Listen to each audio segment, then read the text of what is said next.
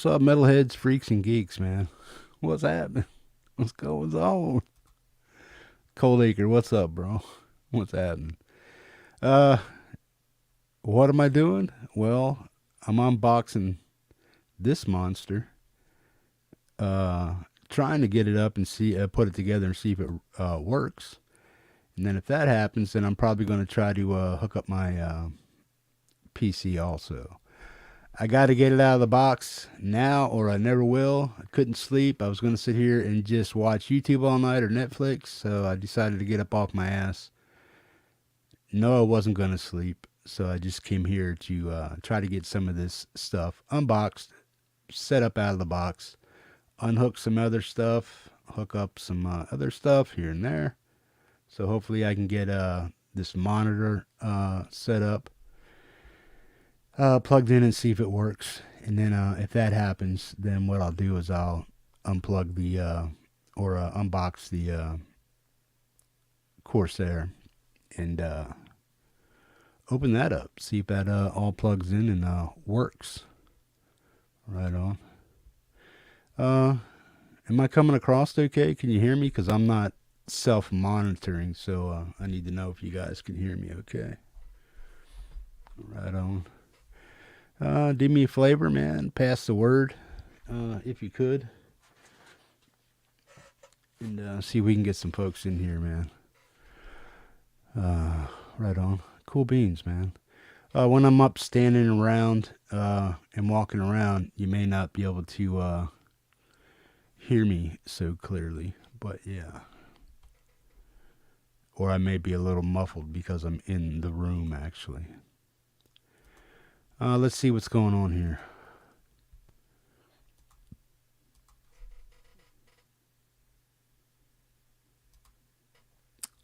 Here we go. Folks, this is the monitor we're looking at. It's the Corsair XENEON 32 Ultra HD 44 Hertz refresh rate, 32 inch by let me see here, 380 or 3840 by 2160, which basically means it's 4K. So it's a 4K gaming monitor. Is it overkill? Yeah. But I wanted something that I could watch TV on, something I can play games on, and yeah, that's what it's for, man. So that's what this one is right here, man. It's a hell of a gaming monitor. It also came right here. Well, is it going to show up or no? No, probably not. Let's see what we got here. Boop, boop, boop, boop, boop. Here we go. See what's going on. See if I can pull up the actual PC that I have. Okay. Nope, it's not that one. Where'd it go? i74. Nope.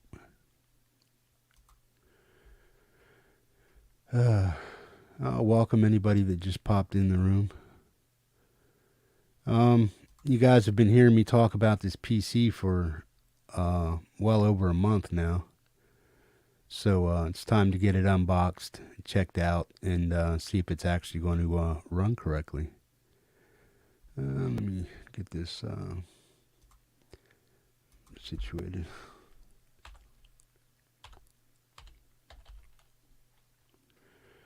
Yeah, it's found. Where the hell is it? That's the i74 gaming. That's the i5.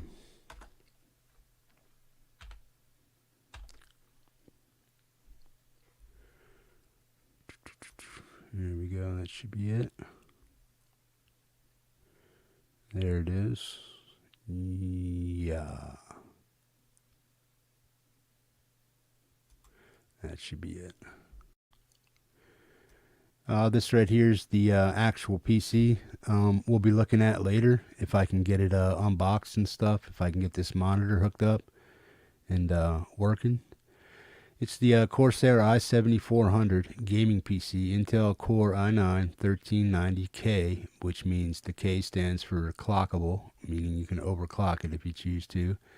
NVIDIA RTX 4090. Right now, it's the most powerful GPU out there.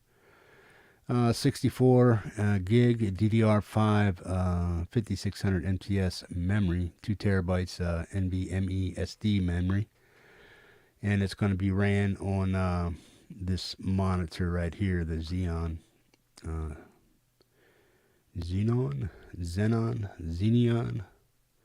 right on. So it's a pretty banging computer. It's about it's considered like maybe top 3 right now in pre-built gaming PCs and stuff. So yeah, in just a little bit here, Corsair's or NVIDIA is going to be coming out with the 5000 series video cards, sometimes probably in September. And not that I'm going to upgrade from this to that, but it's coming out here pretty soon, man. Yeah. Sounds like a serious upgrade. Yeah. 5K, so, well, yeah.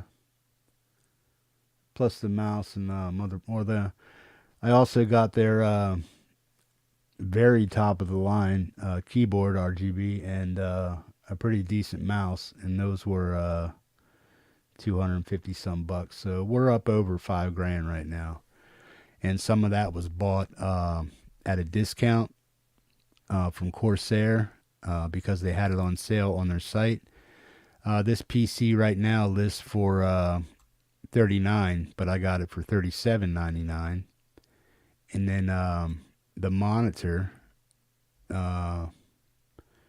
was going for I got it for $7.99, and the monitor itself is now back up to $9.99. So I waited around like most people should to see if prices drop, and they do.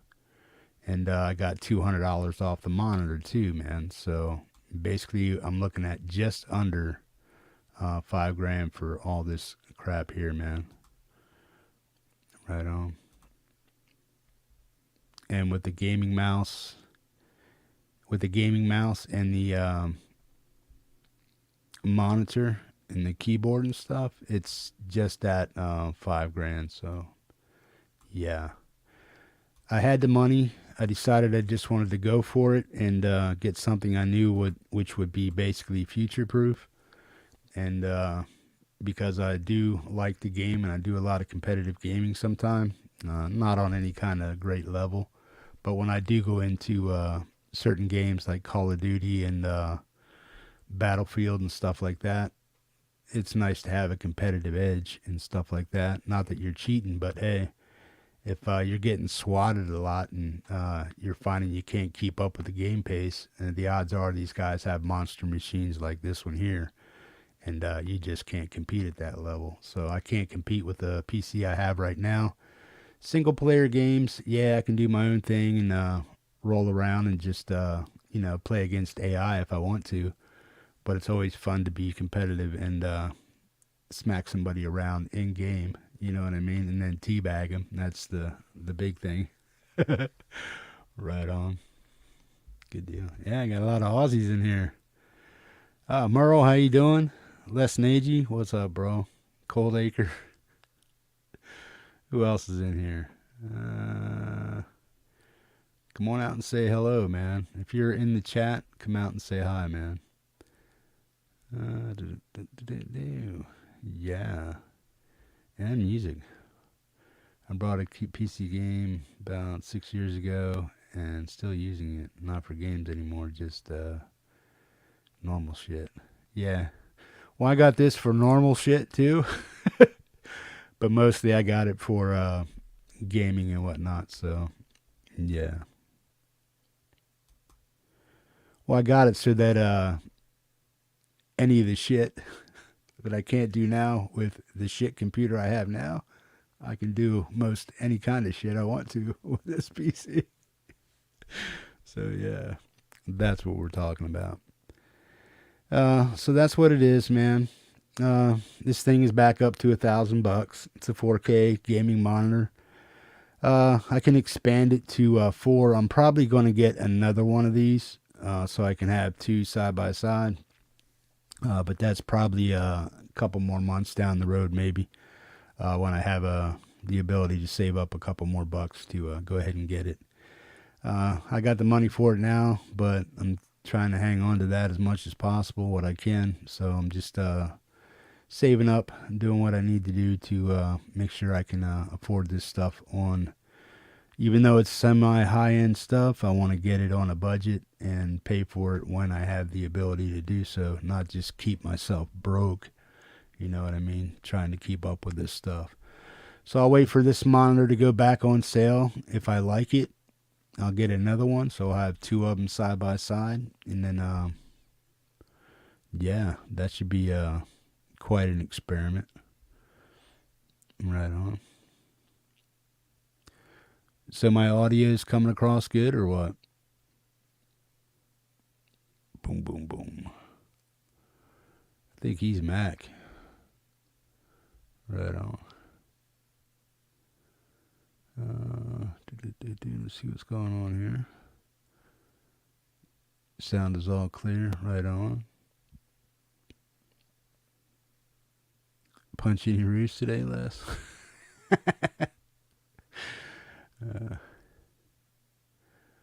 Yeah. Looks like a kick-ass machine. Yeah, it is. Hopefully it is, yeah. Well, what I'm going to do is I'm going to open this up. I'll see what I got to do. I probably need to set up the stand, and then once I get the stand set up, I'll just attach the stand to the screen, and then it'll be all put together, and I can pull the monitor right out of the box without doing a bunch of stuff. So I can put it together while it's still in the box. Right on. Let's I should probably stand up for this shit. Hey.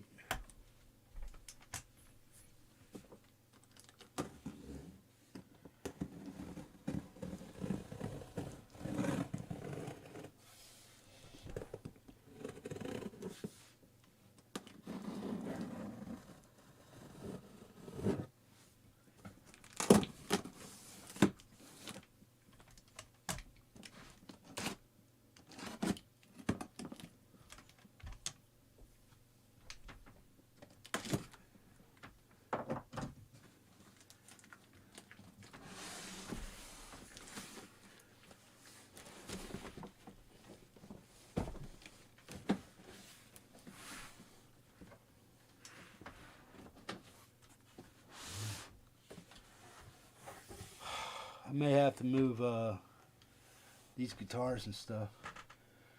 Don't mind all that crap. I had to move it to get this situated.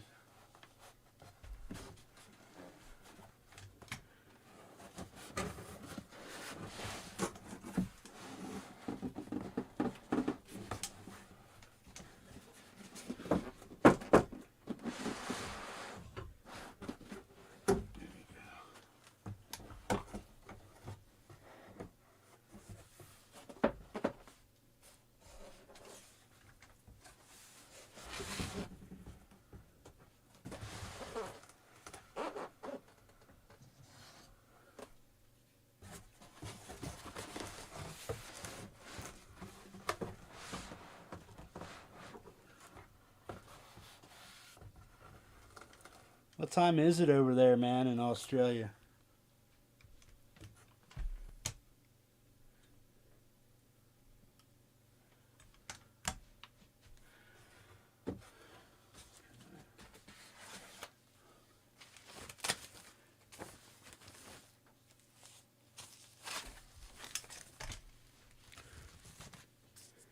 This right here is the base.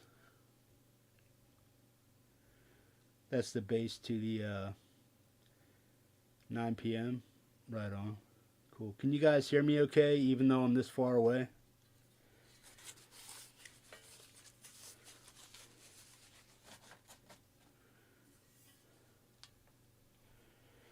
This is the base for the monitor.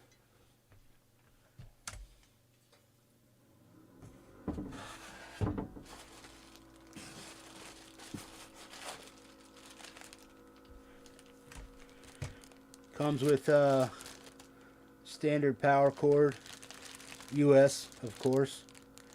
Then it has USB-C to USB-C, HDMI, and then it has a DisplayPort monitor cable in here also. So it comes with everything you need, depending on if you want to go straight into your GPU, plug it in the back, which you can do with the HDMI, but you can also either run it out of HDMI in a standard resolution, or you can run it through a DisplayPort monitor out of your GPU, which will give you full resolution at 4K.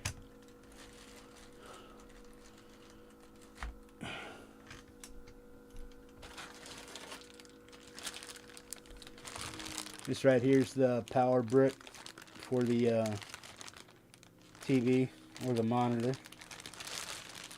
It comes with that too.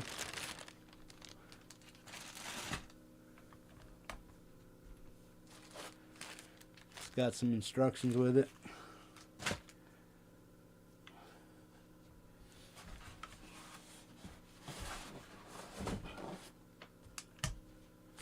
Then it's got the support on. Look how my muscles flexing, man.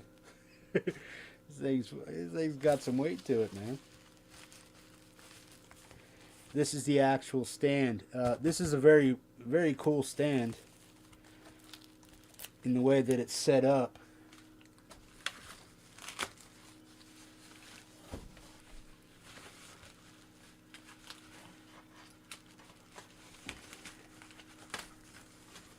Has a great cable management in the back of the back in here, so you can run your cables and then you can clamp them into here, and then on the top here it should have like a telescoping arm that pops out where you can screw your webcam in right to the center of your monitor if you want to. So this is like an all-in-one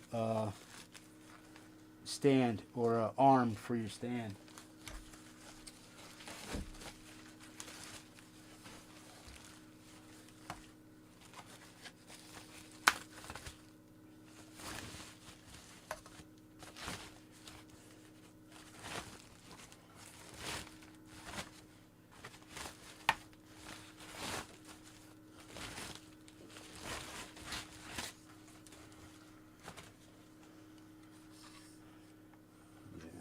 That goes down in there.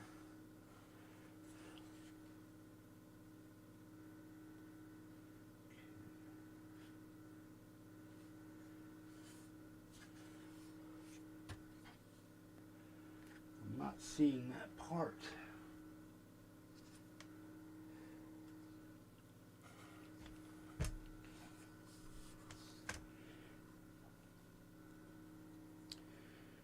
Okay, what this does is wherever your cables come out of the back of the TV, like your HDMI and stuff, you can use these clamps right here to tuck them down in behind here, and then just clamp them on wherever they fit.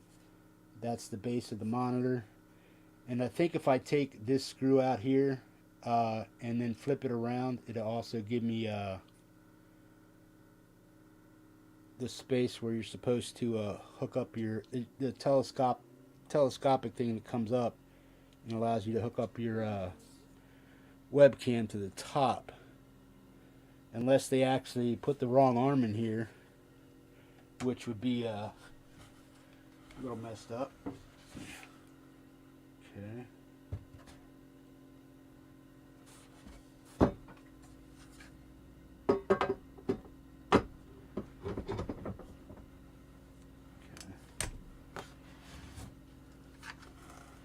This is how it looks put together. And then the monitor, of course, goes on there. This is a very supportive and very sturdy stand, man. It ain't plastic, it's cast aluminum and stuff. So it's pretty substantial. A pretty substantial stand.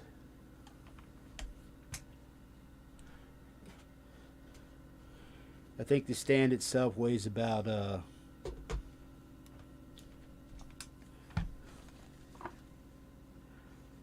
think it's coming in about the 10-pound range or more. Okay.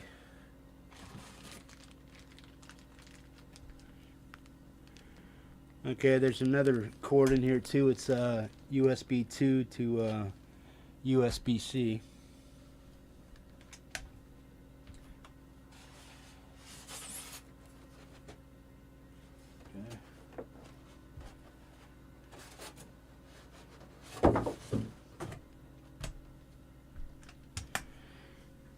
Let me see what I gotta do to tighten this up on the bottom.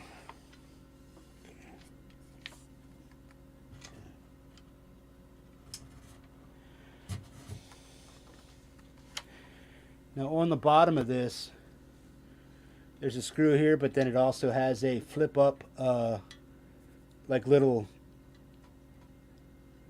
self. It kind of flips up so that you can just do it like that without using a screw. You could use a screwdriver if you wanted to, but this right here just helps you turn it in by hand. Okay, and then you just flip it back over, and that locks it in there. So this is all hooked up now, no wobble whatsoever. Okay. I think this has some type of tension on it, and I may want to read the instructions for that so I'm not bitching anything up.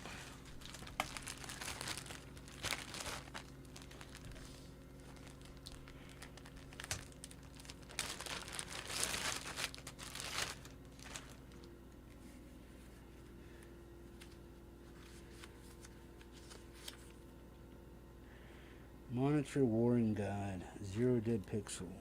Okay.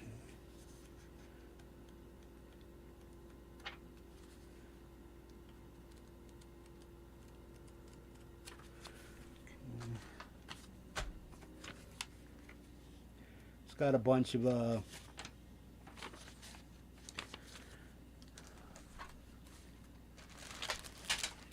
what the hell was that?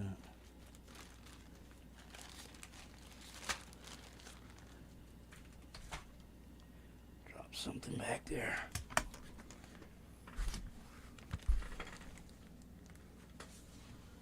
How'd I put my phone?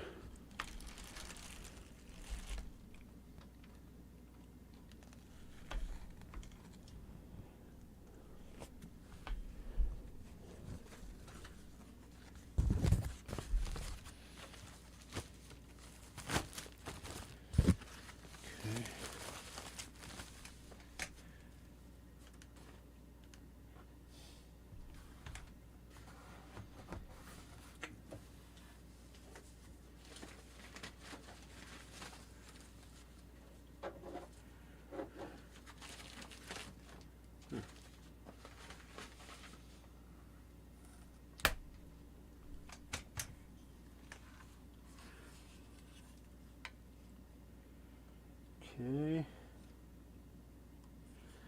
Well, there should be screws.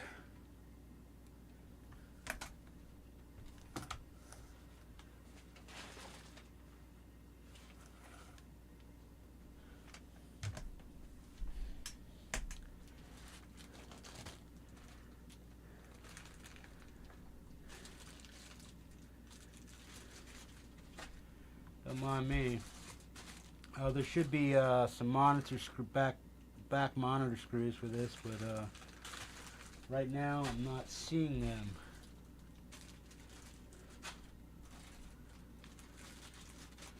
And I think that's what I heard drop just a second ago. Yeah. There they are.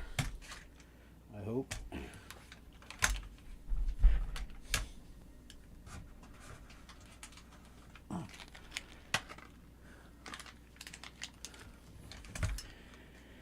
Found them. These are your monitor screws here. It has a self you take those two lips right there, see right here, You just put that in the monitor, then you screw it down, and then you just lift it out, lift everything out of the box, all in one swoop.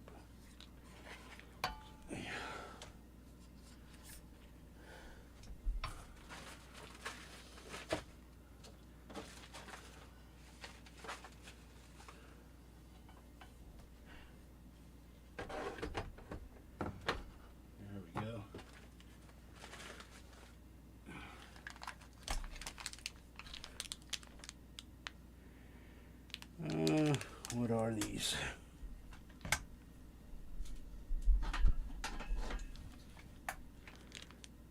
Okay, these are Phillips head screwdriver is what you'll need. I'll show you here.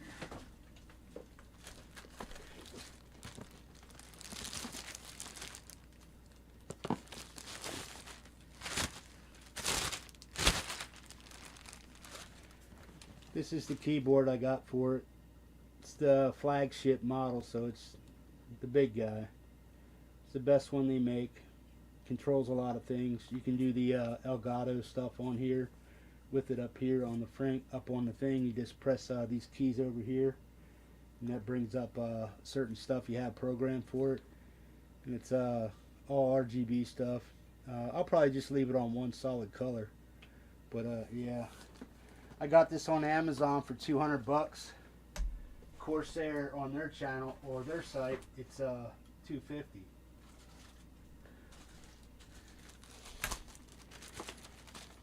And then I bought this mouse because I like the way it looked with the ergonomics and stuff. See here. And, simpler controls.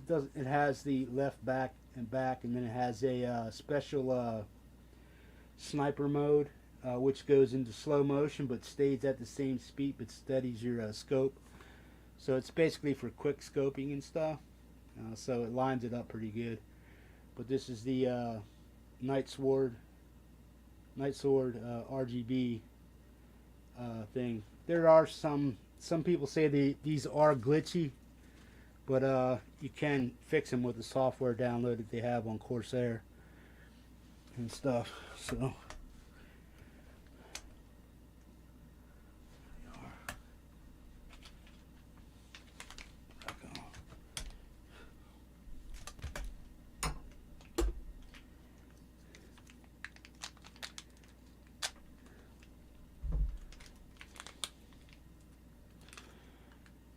I noticed there's a couple people, including myself, in the community that are doing that are on a health kick, which is cool.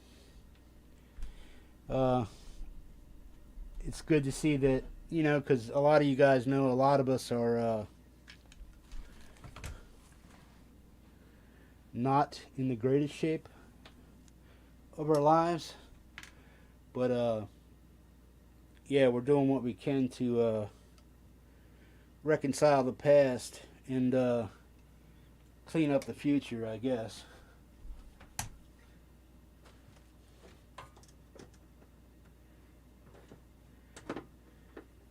Next year I'll be 60, and I don't want to go into being 60 years old weighing 250 pounds.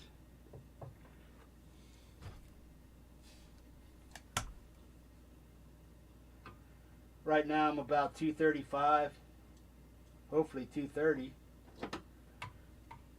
I was, my heaviest weight was 265. But last time I went to the doctor I was 248, and then I went to the doctor for my last checkup, and that was 240. So hopefully I've lost a few more pounds since then, and that was about 2 weeks ago. And I'm basically on a very low carb diet, kind of like a keto diet, and I'm also moving from purely vegetables to straight up carnivore. So I'll probably just be eating meats for a while. All of my numbers, my triglycerides are through the roof. Normal is 150 to 100. I'm at 595. Blood sugar's about 350. And my A1C is about 11%. So that should be 5.7, no higher. And I'm at 11. So, like I said, I could pop off with a heart attack right now. You know what I mean? So, yeah. I mean, I don't know how much of that's a scare tactic from them, but yeah, regardless, I'm still too overweight for my own liking. And like I said, I definitely don't want to go into 60 at 260.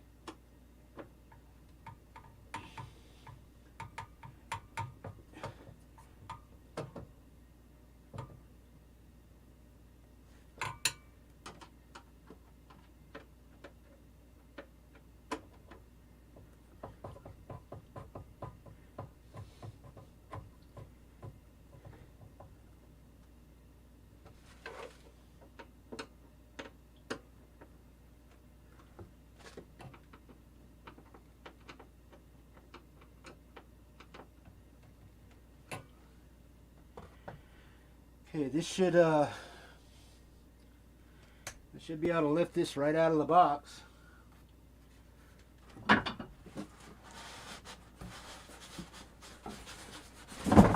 Whoa.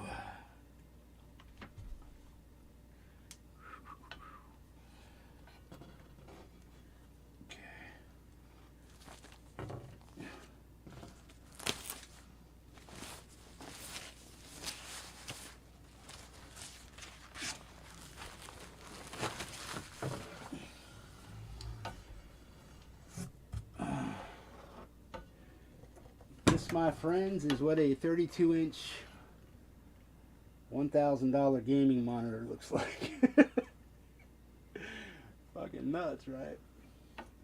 Of course, you got to adjust it up. There's the specs on it, as you can see. 4K, ISP panel, low glare, 32-inch HDMI, display ports. So it's a Cadillac of a monitor, put it that way.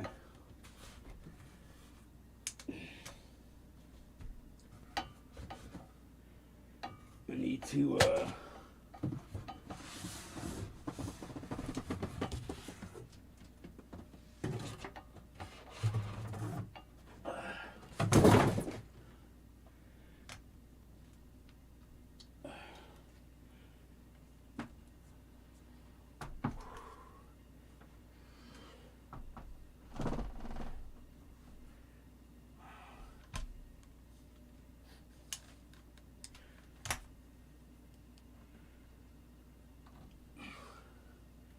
I don't know if you can see that or not.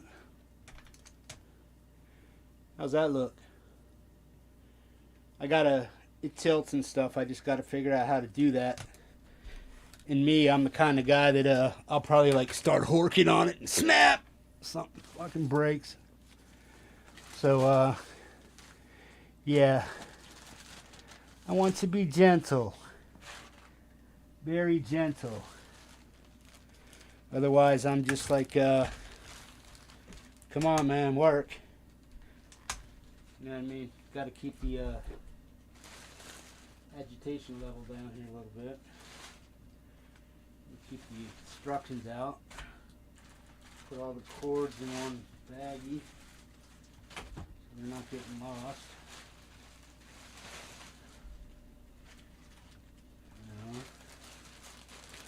All the baggy stuff is in here. Cords.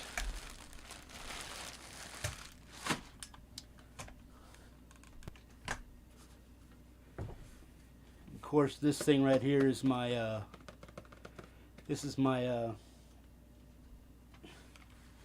orange amp.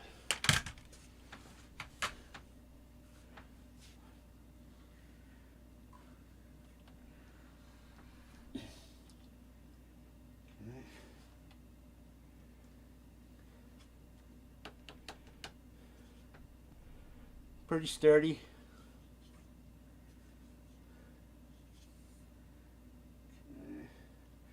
I think it actually has a almost like a 45 tilt. You do it this way. I think it only comes up like 5 or 12 degrees this way. Or no, 5 degrees down like that, and then it comes up 12 degrees this way. So yeah.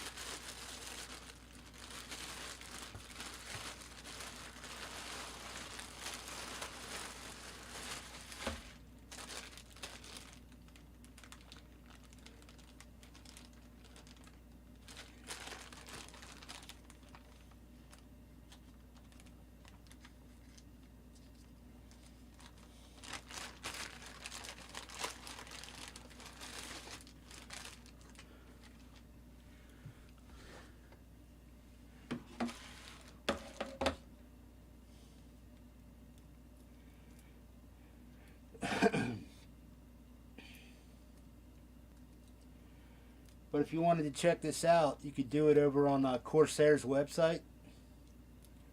Look for the XENEON 4K monitors. It would be the $1,000 monitor basically, to give you a better reference. But that's what it is. But right now I want to plug it in and make sure we got everything. I just want to make sure I get a picture. And once I get a picture, I'm going to set this aside and see about hooking up or getting the PC out of the box.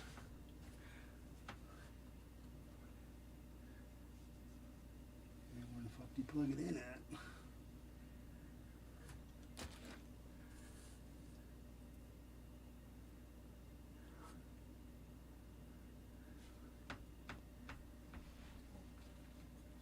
Damn. Can't see shit. Where the hell did it come in at?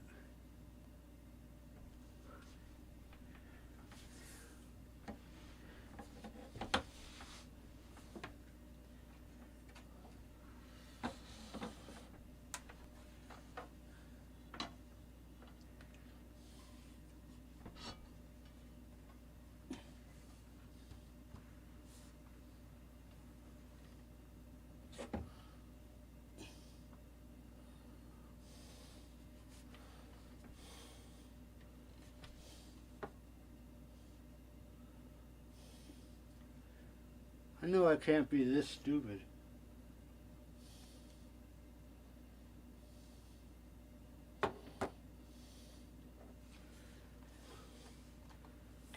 Okay.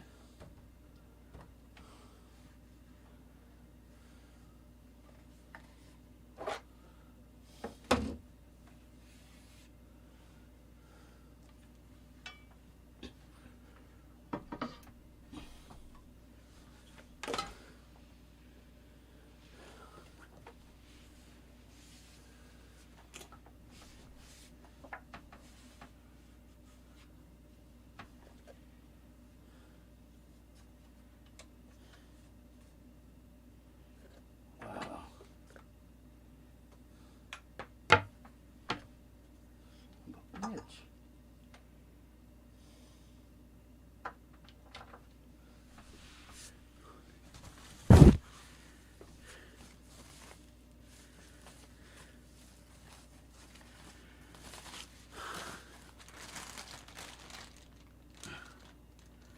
Okay.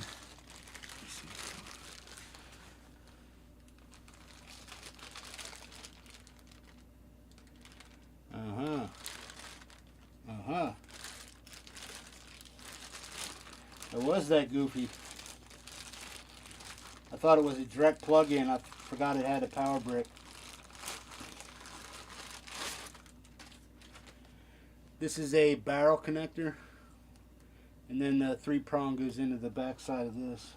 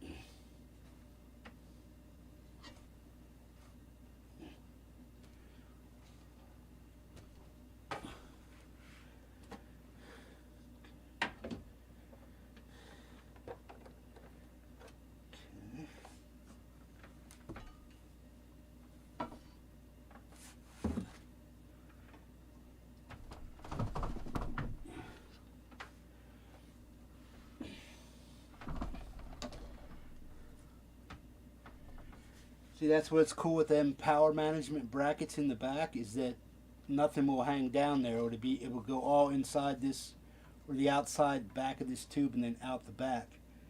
So it'll really stay out of your way.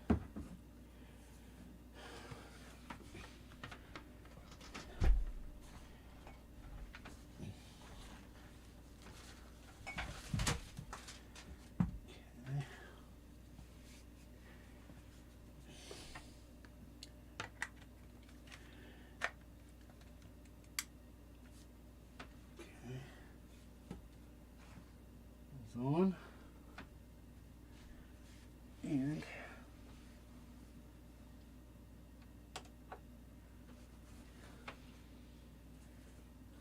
hey,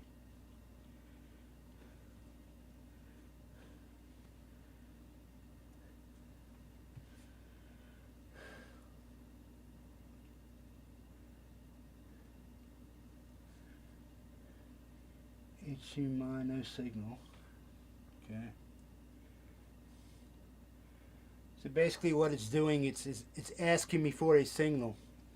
So it's basically not going to work until I have the PC hooked up into it, or something like that. But you can see it came on. It just said, hey, we can't detect the signal. So what's going on here? So yeah. So what I'm going to do is I'm going to unplug this, find a place to safely set it where it's not going to get tipped over and bash around.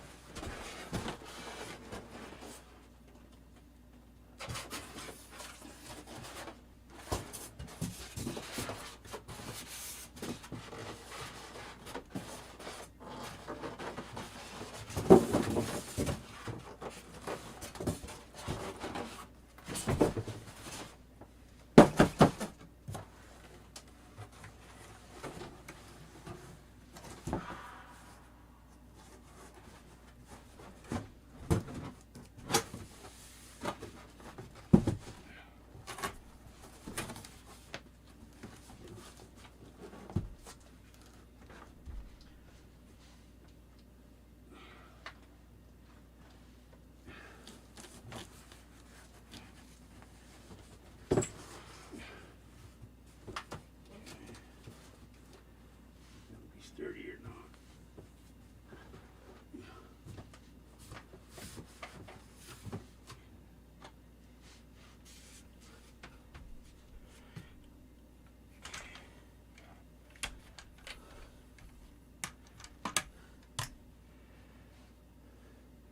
The on and off switch is right back in here, which is just, you just press it off. It has a nice little button on there, and then there's like a gamer toggle on there that allows you to toggle through the settings once you got it on there.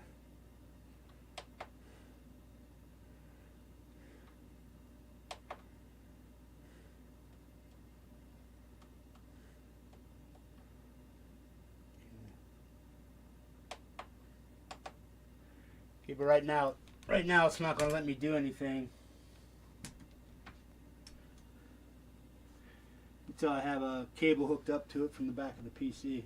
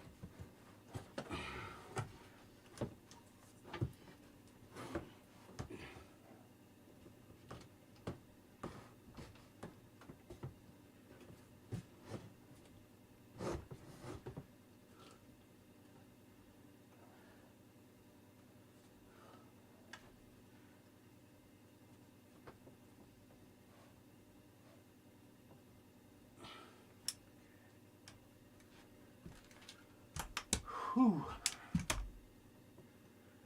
Well, hopefully that stays right there.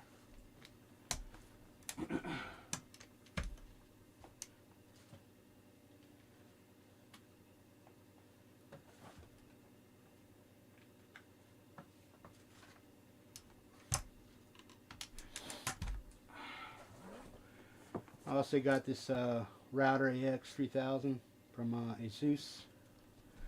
Hopefully that works.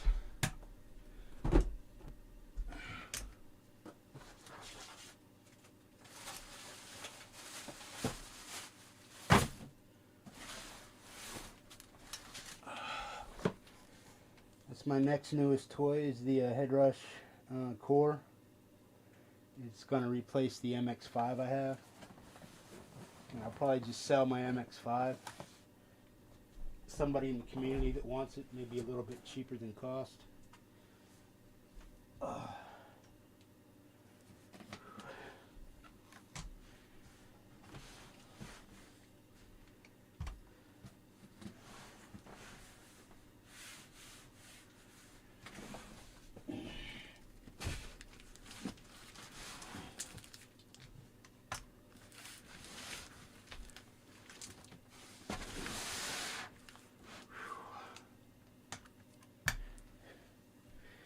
This right here is the Corsair i7400.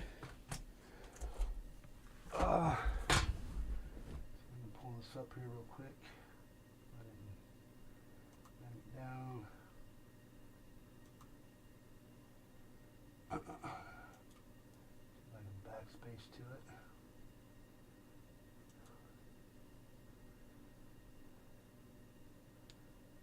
There it is.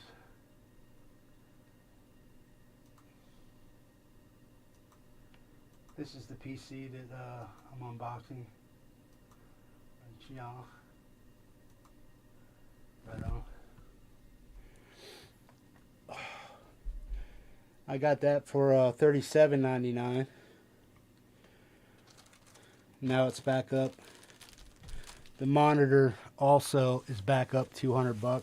This PC is back up $200. So I was smart enough to catch them while they were on sale. Save a couple $100.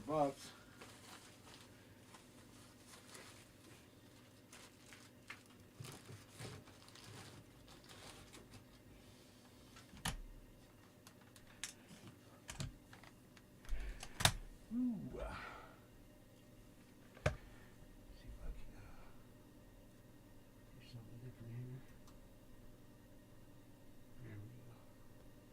If I can move that around, is that going to be in the way? No. Okay.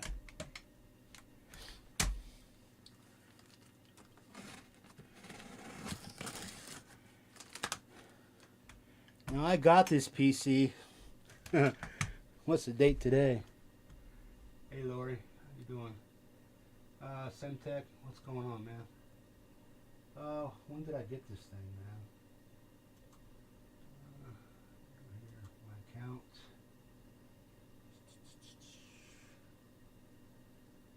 My orders. Okay, I got this delivered on November 1st. Oh, date the order was placed. Wait, oh no, that was the. Okay, so I ordered this October 4th, so I had it for a month and about 5 weeks maybe. Now I'm just getting around to unboxing it. Why? Because one, I wanted to get the right monitor for it, and I wanted to get the right monitor for it. I was trying to figure out what kind of monitor setup I wanted, so I decided to just go with all Corsair stuff. This way, if I have an issue with it, it's under warranty. Let's see if I can see if this brightens it up too much.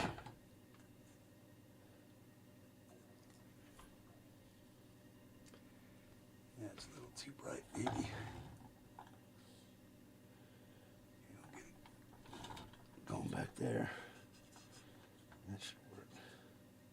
That's just a little more.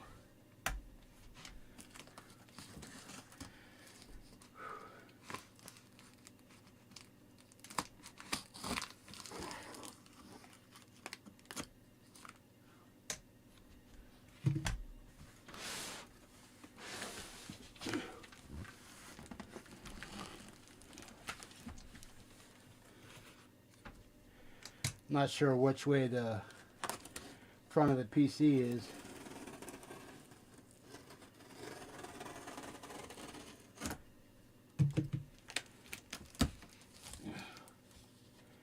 Thank you for choosing Corsair Vengeance PC.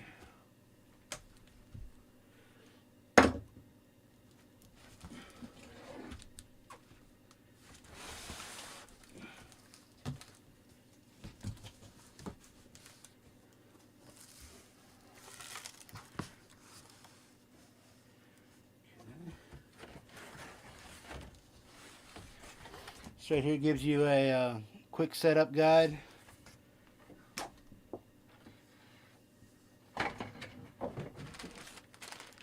Power cord. Warranty information. Thank you for choosing Corsair stuff right here. Pretty well packed.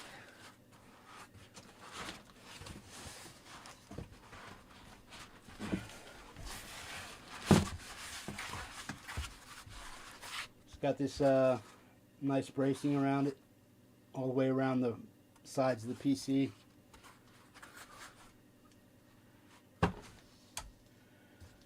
Okay.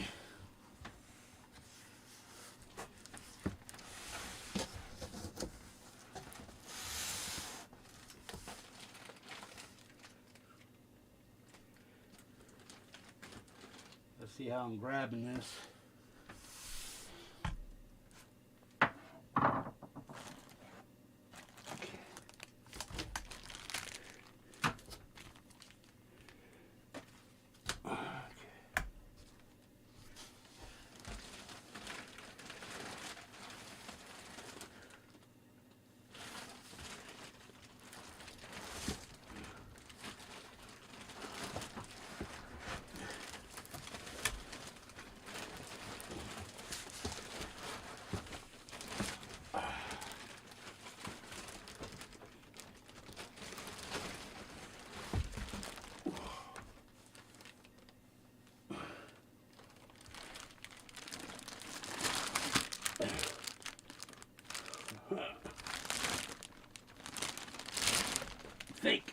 Think.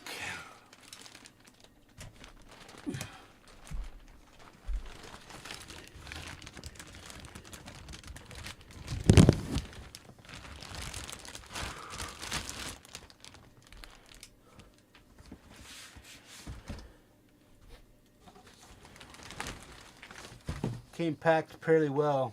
Nice cushioning all the way around it. There was really just a few crinkles in the box. Nothing major though. Okay.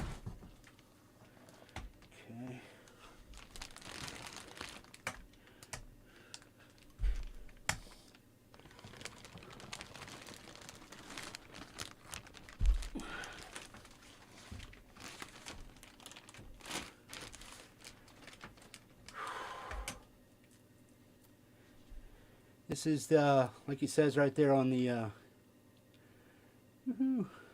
right here, i7400.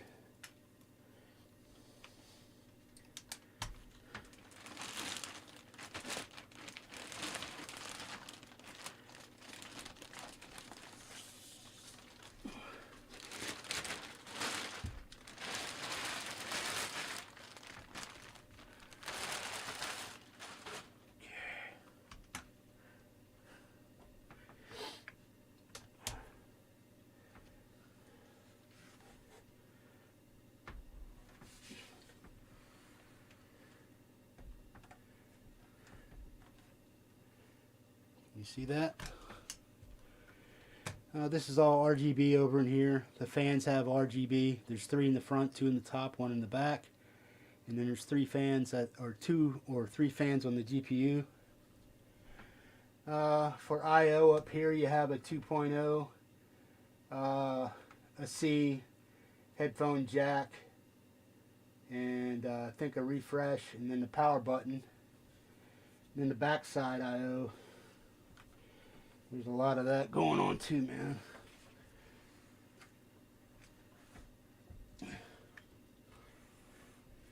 Inside here, I don't know if you can see it or not, but this is the foam packing around the card GPU.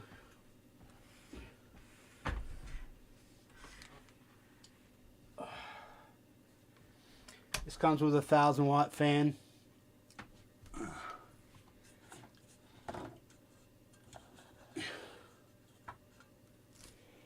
So right here comes with a 1000-watt power supply. Standard old school mouse kind of stuff. Flash BIOS for that. HDMI display, display port. So basically this this can now the GPU ports. Yeah. Okay. Right here. There's 2 HDMI, one for the top and 1 display port at the top. There's 3 display ports at the bottom and 1 HDMI right here off of the GPU. Power supply, main power supply switch is right here. Right here. And this is all the I/O. It's got a fan there. This right here. This is a lift-off dust filter, which you can just take and take it off, rinse it off, throw it back on top. It's magnetic. And then there's one on the side. The one in the front does that also. So if you're running a little hot, if your PC's running a little hot, you can just take them off and shake them out.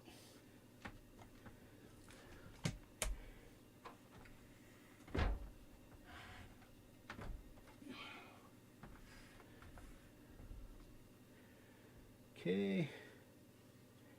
Now there is a trick to getting this off, and I forget what it is. Okay.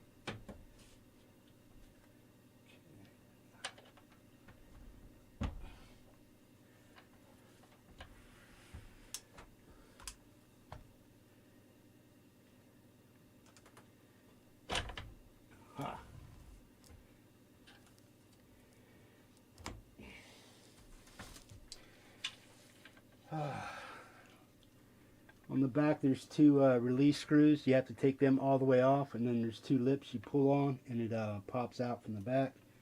It's not on a hinge or anything like that, which I wish it was, but it's not.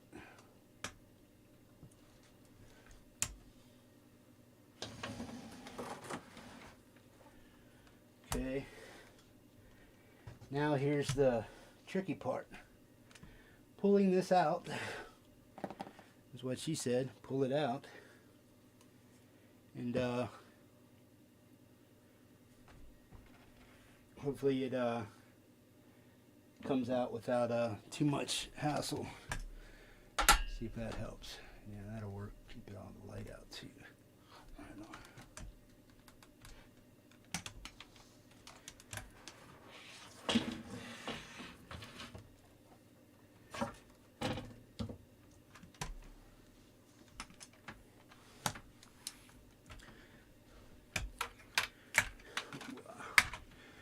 Hello to anybody that popped in. Hugh Caldwell, Lori, how you doing? Okay, now GPU seems like it's in there pretty tight. Water cool lines are okay, it seems. I just want to pop this out without it going nuts.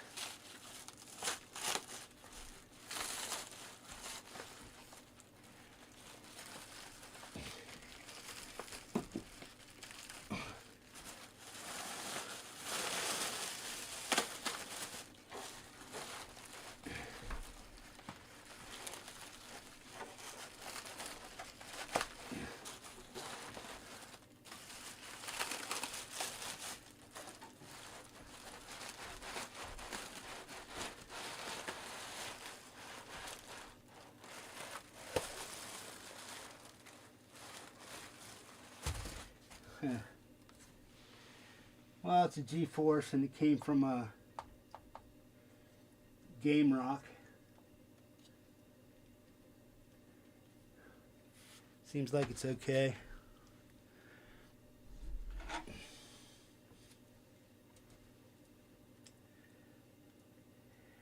It's a MSI Z90 board, motherboard. Doesn't look like much for $4 grand, but it's supposed to be top of the line. Now this is the 690 board, and it has a heat sink for the SSD on here, so basically thermal shield. It's an MSI motherboard. Z690. They have a Z790, which it's the same board. It just offers you a couple more slots, so there's no more. There's nothing any more spectacular about the Z90 or Z790 and the Z690. They're both the same motherboard, except for one has one more PCI slot than the next one. Okay. Now on the back side of this, it has room for 2 mechanical hard drives and 2 SATA drives in it on the other side. If I took that off, you'd be able to see that.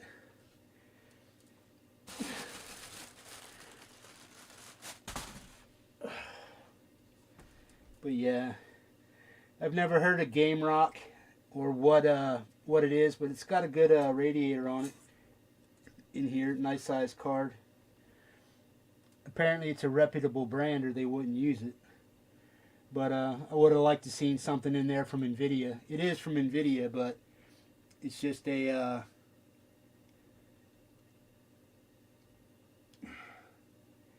it's just a 4090.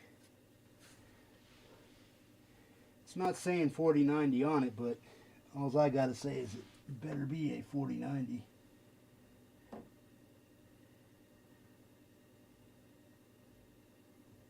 It's got 3 fans on the GPU. This is water-cooled CPU. 1 exhaust fan, 2 exhaust fans at the top, and these fans here are pulling in cool air from the top. Like I said, it's got a 1000-watt power supply, plenty of airflow.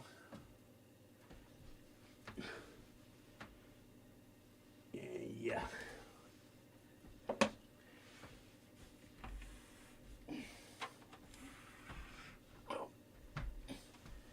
I'm not liking that GPU.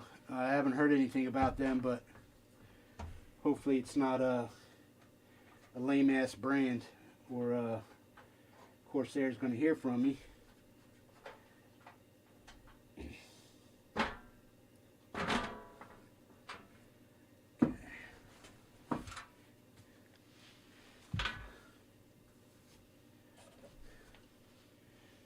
I don't know how good you can see that.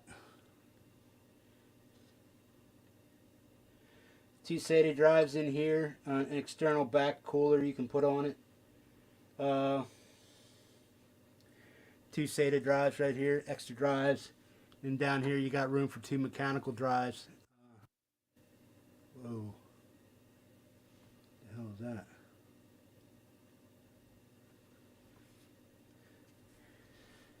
Better not be pushing another power outage. It's got the Corsair RM1000E power supply.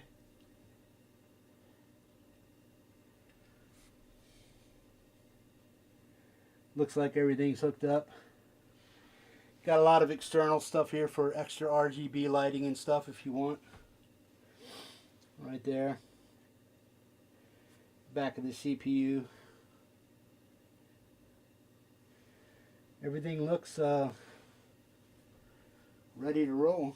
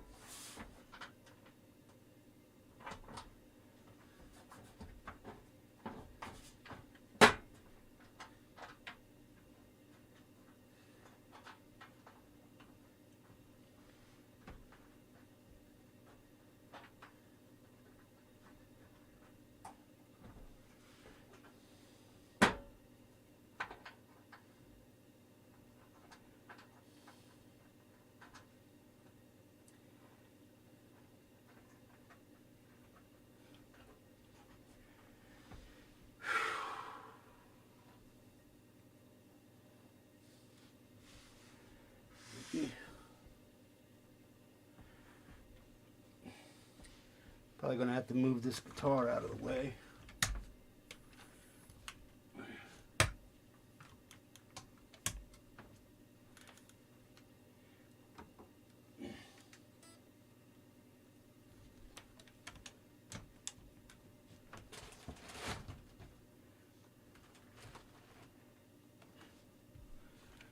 Why am I doing this at 2 o'clock in the morning my time? Because if I wasn't doing it now, I won't be doing it later.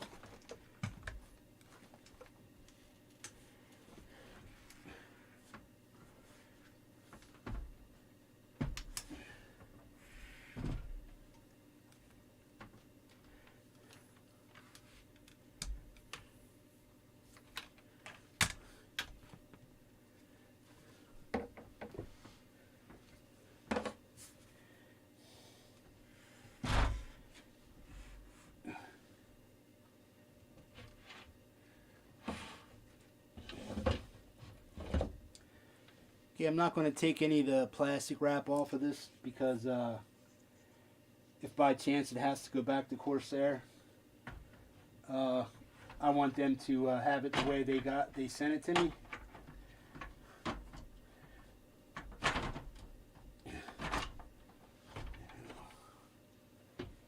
Should have a lip that it fits on. Okay.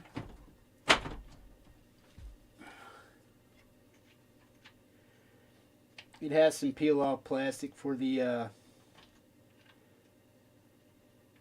glass, but I'm not going to take it off until it passes all the safety checks and power up and stuff.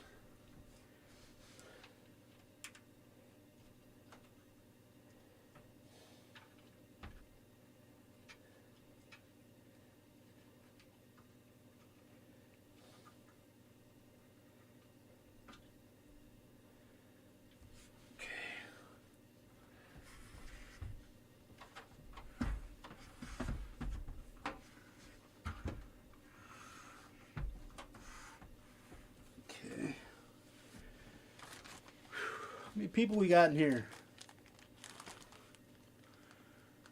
Hey, if you're in here, man, go ahead and pop off. I want to see who's actually in here right now. Go ahead and say hi or something if you're still hanging out.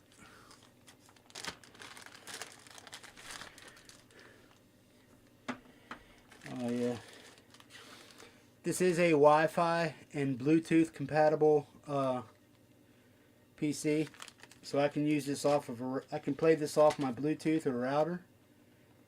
So yeah, I don't need to plug this into a router. I can just connect wirelessly with it. But in order to get the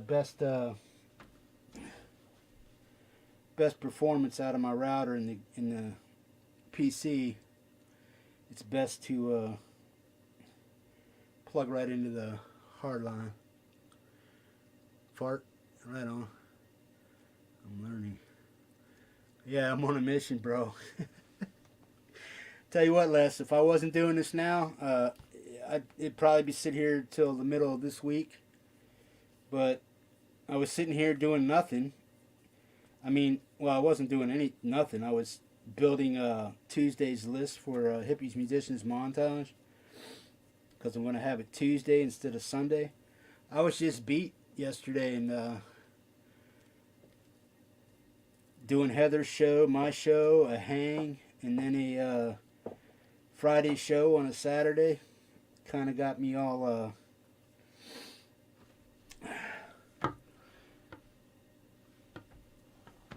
tired. And plus I'm on this new diet kind of thing, so I actually want to make sure that I'm getting all the rest I need. So this is the year I take care of Hippie, right on. I was going to do it at the beginning of last year, like we all make those resolutions to lose weight, quit smoking, quit cussing, quit beating the wife and all that shit, you know. But yeah, I decided to take care of me for once and get unfat. Okay. Right on.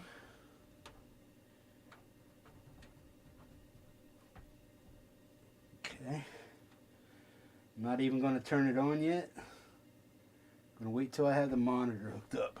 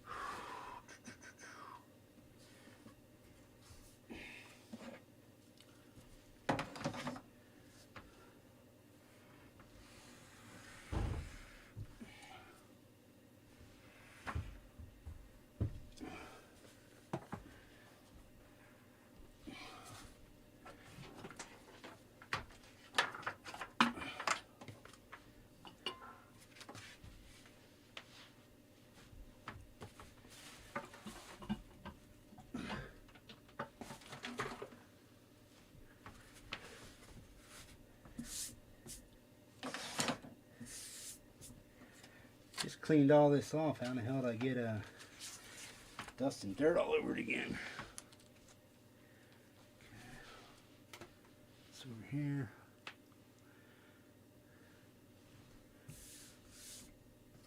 Okay.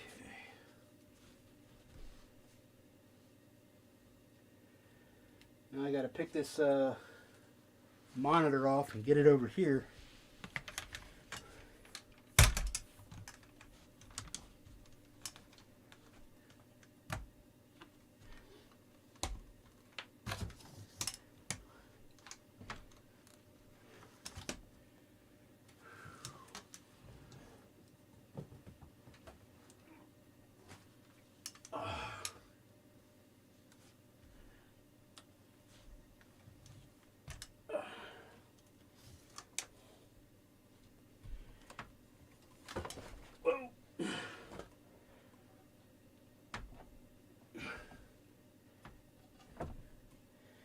This is a trick on crutches, folks.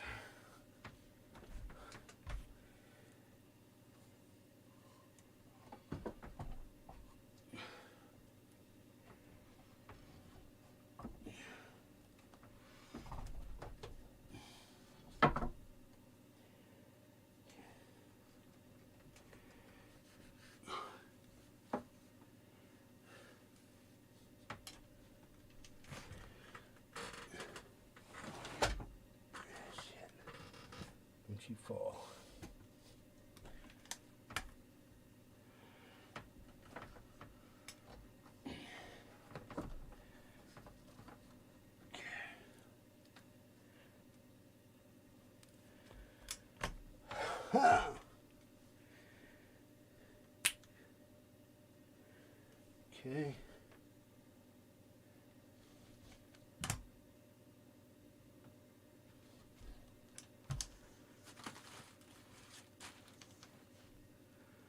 What do I do with the power brick?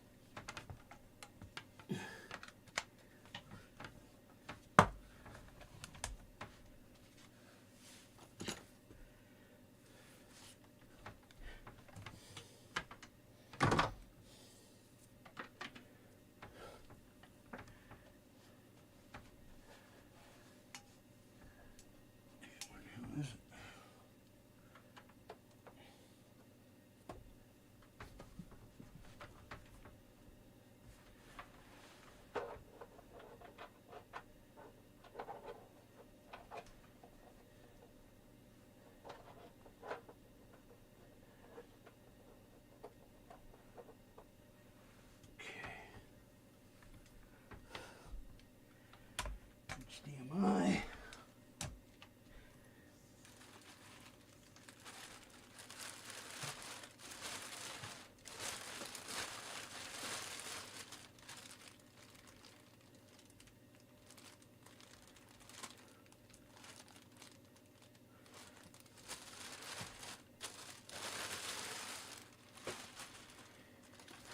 Okay, I'm going to go HDMI unless I have to go with the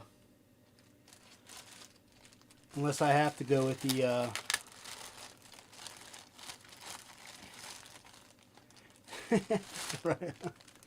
Yeah, that was a pretty nice looking steak you had there tonight, man. Right on.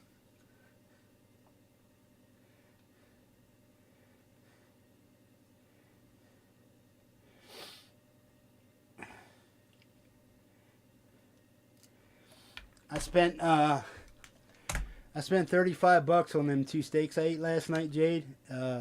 They say it was American Wagyu steak. It's like after I got done cooking it, I was like, no. It's more like a glorified round steak or a blade cut or something like that. So I'll just stick to my New York strips and ribeyes.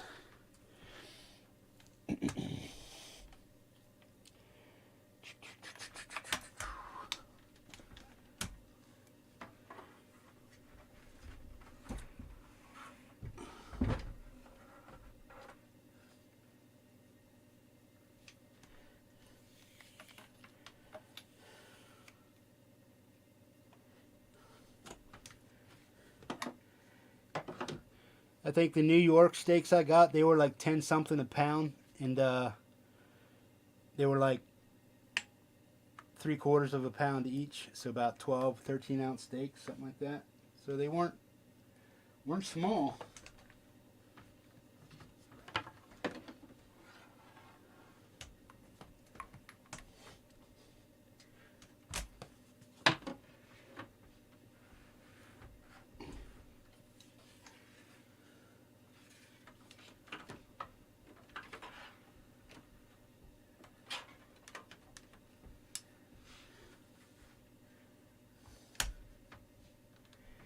Now I don't know if this monitor is going to fire up on HDMI. It may need the display port cable because it has a higher capacity rate for speed and stuff. think it's like a 4.1, and the HDMI is only like 1.2 or something like that.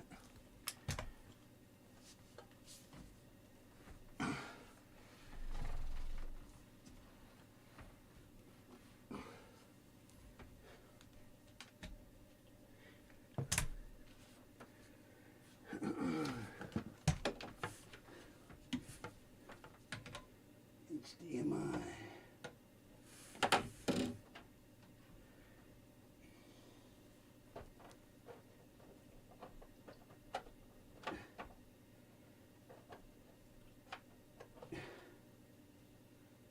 How's that?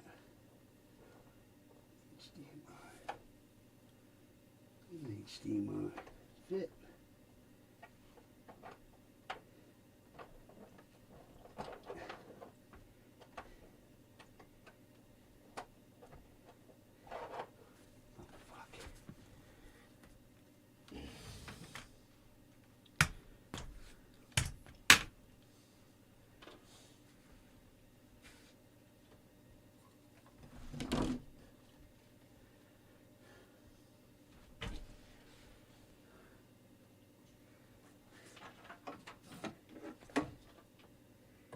HDMI 1, HDMI 2.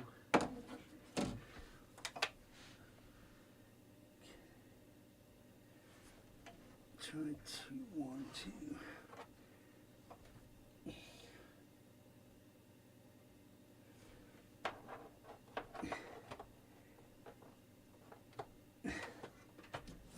Come on, what the fuck?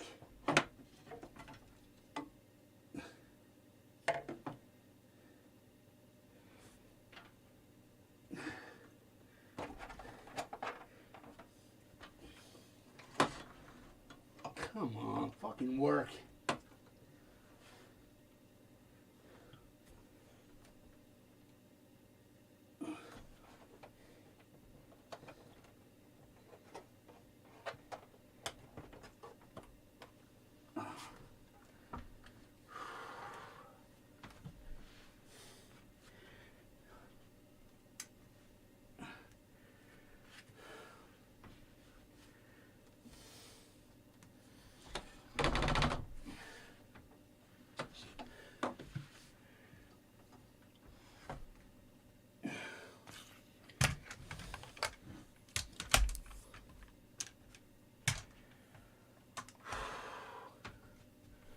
Well, here's the moment of truth, folks.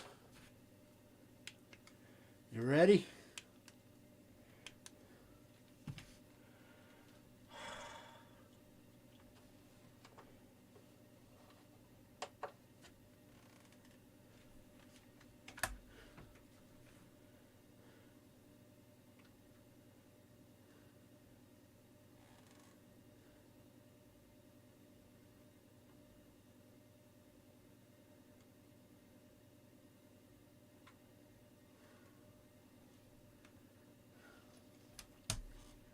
Oops.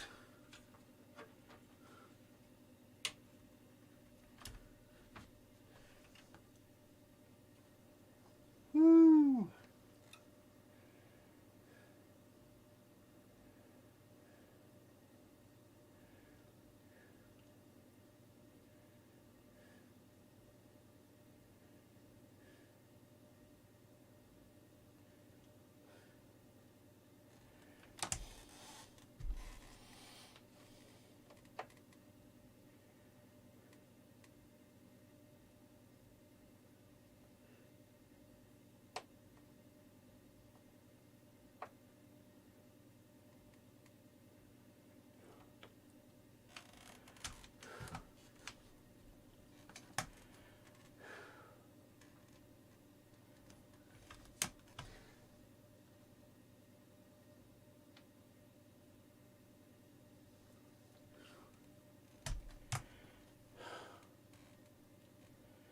Oh, there we go, folks. This thing lights up a lot more.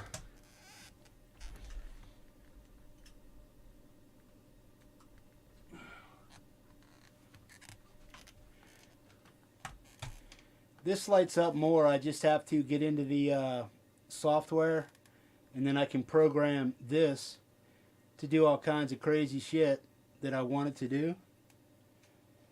And yeah, in theory, if I unplugged this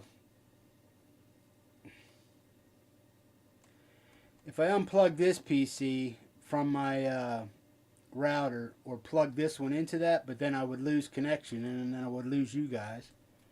So I can't do that. So yeah. So what I got to do is I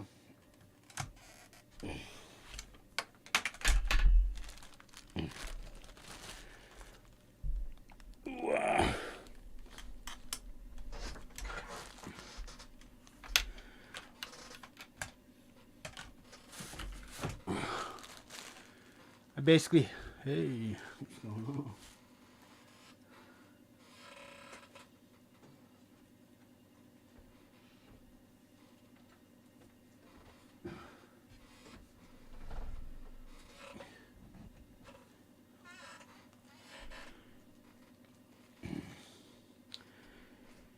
Let's see what I can do here to balance out the light.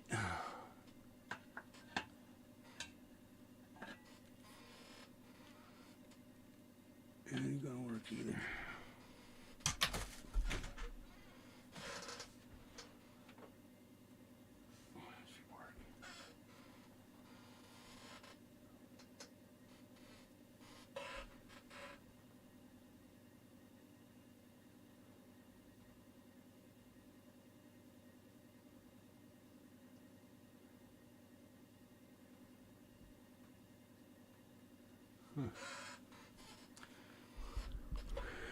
Well, there you have it, folks. Woo! I'm sure that once I get my mouse and keyboard hooked up, actually have it hooked up to the internet, which I'm going to try to get done today. What's today? Monday? Yeah, I can do that. I can try to get it hooked up today, but that means I still got a lot of stuff to do.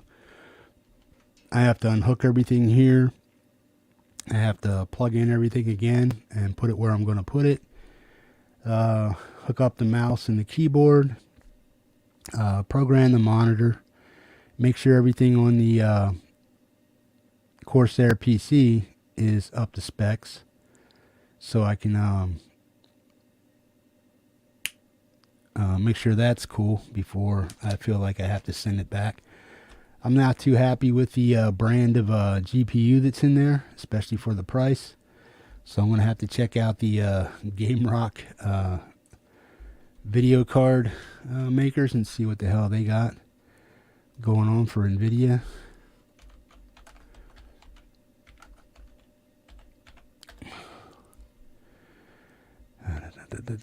Makes it Palette GeForce GameRock. Okay, GPU 4090. Right on.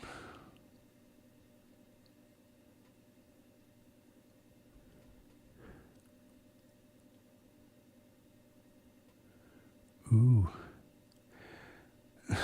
Well, that's not. Well, apparently this GameRock one, it's the one I have, and they want $2,100 for it at a another retail store. So yeah, it's the same one I got. It's Palette, Palit, Palette RTX 4090 GameRock 24 gig GDR6X. No, that's the 6X. I need the 56.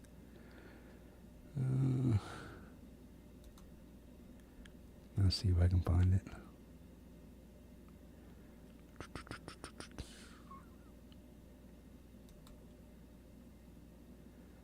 Either way, it's going for no matter which one I get here.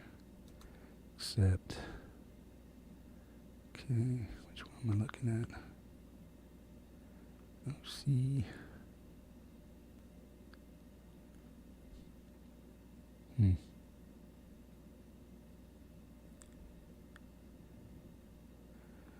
I'll definitely have to check it out.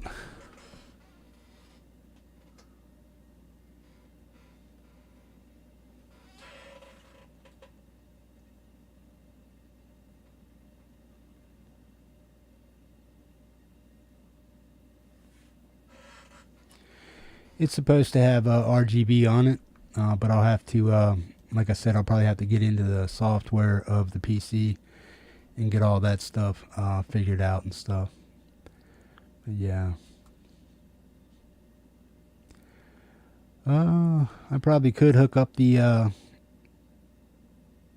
keyboard and mouse, but I don't think that's going to do me a big deal right now. If you look, the mouse that I have is the one that's actually pictured in the video description of the site on Corsair when you go to the i7400. Right on.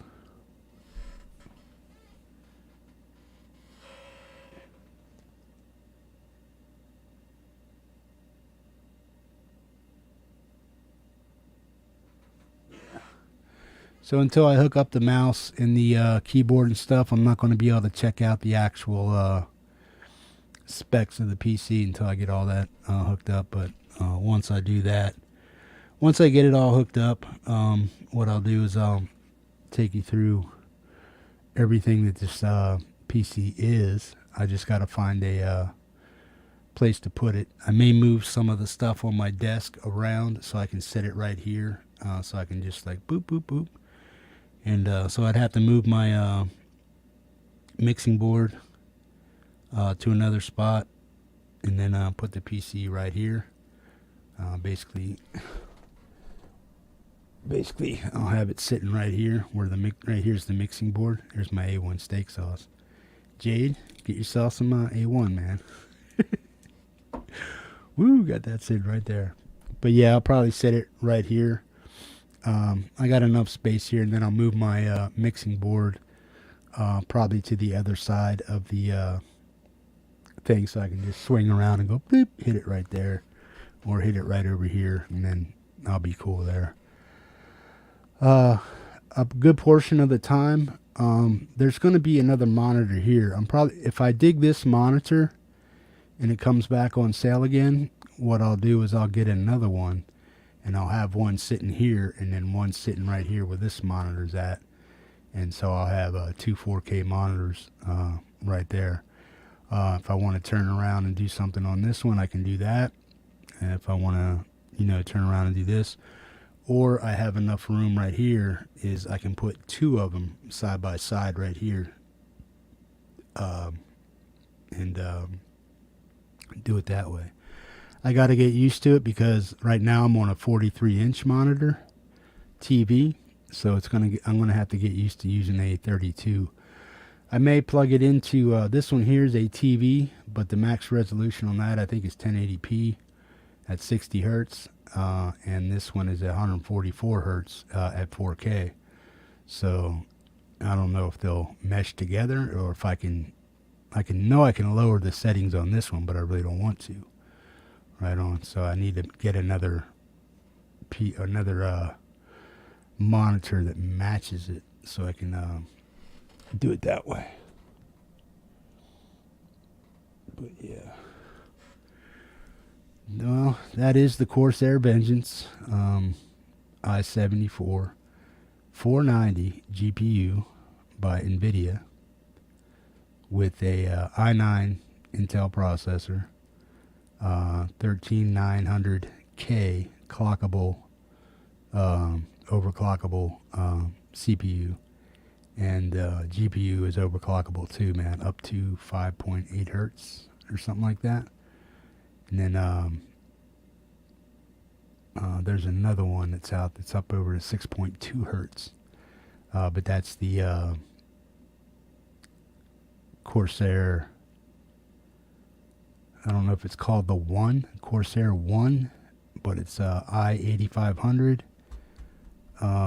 That goes up to 6.2 hertz, and that's like the big daddy. This is supposed to have 64 gigs of RAM in it, so I'm believing that's 232 These are 232 sticks of RAM in each.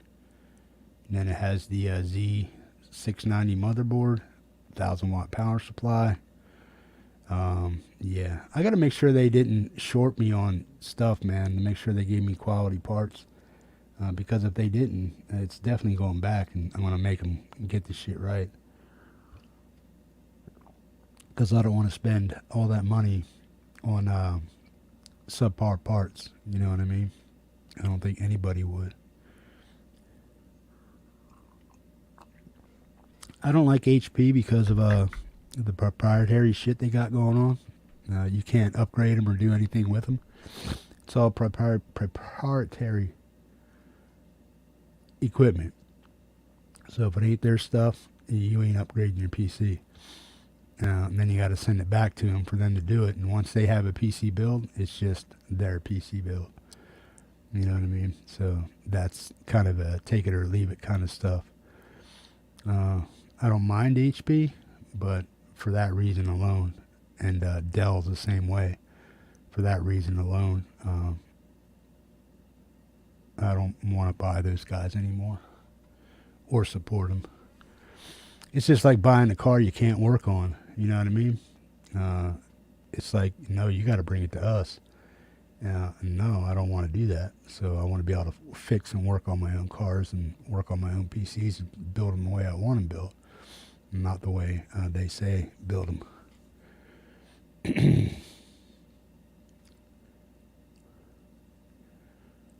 HP sauce.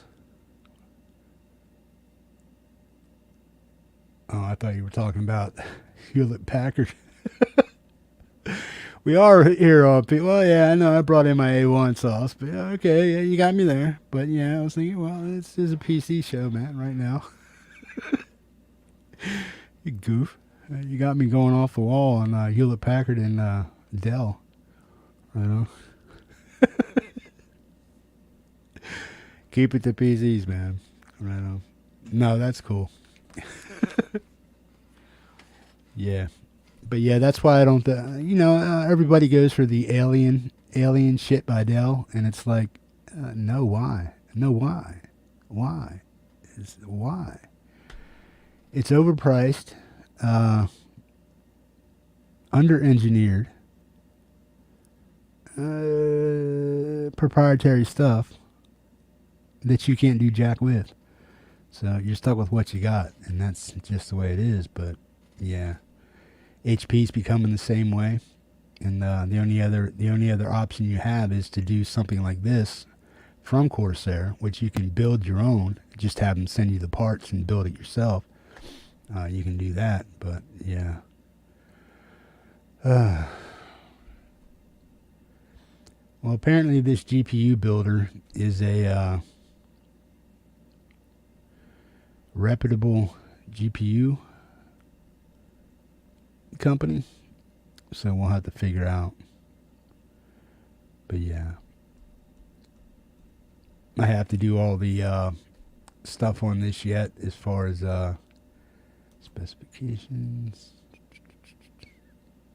That's the 6. I need DRAM.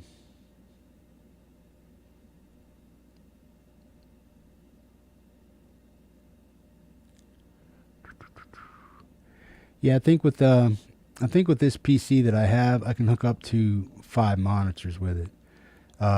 3 in 4K, and then I can use downgrade it by using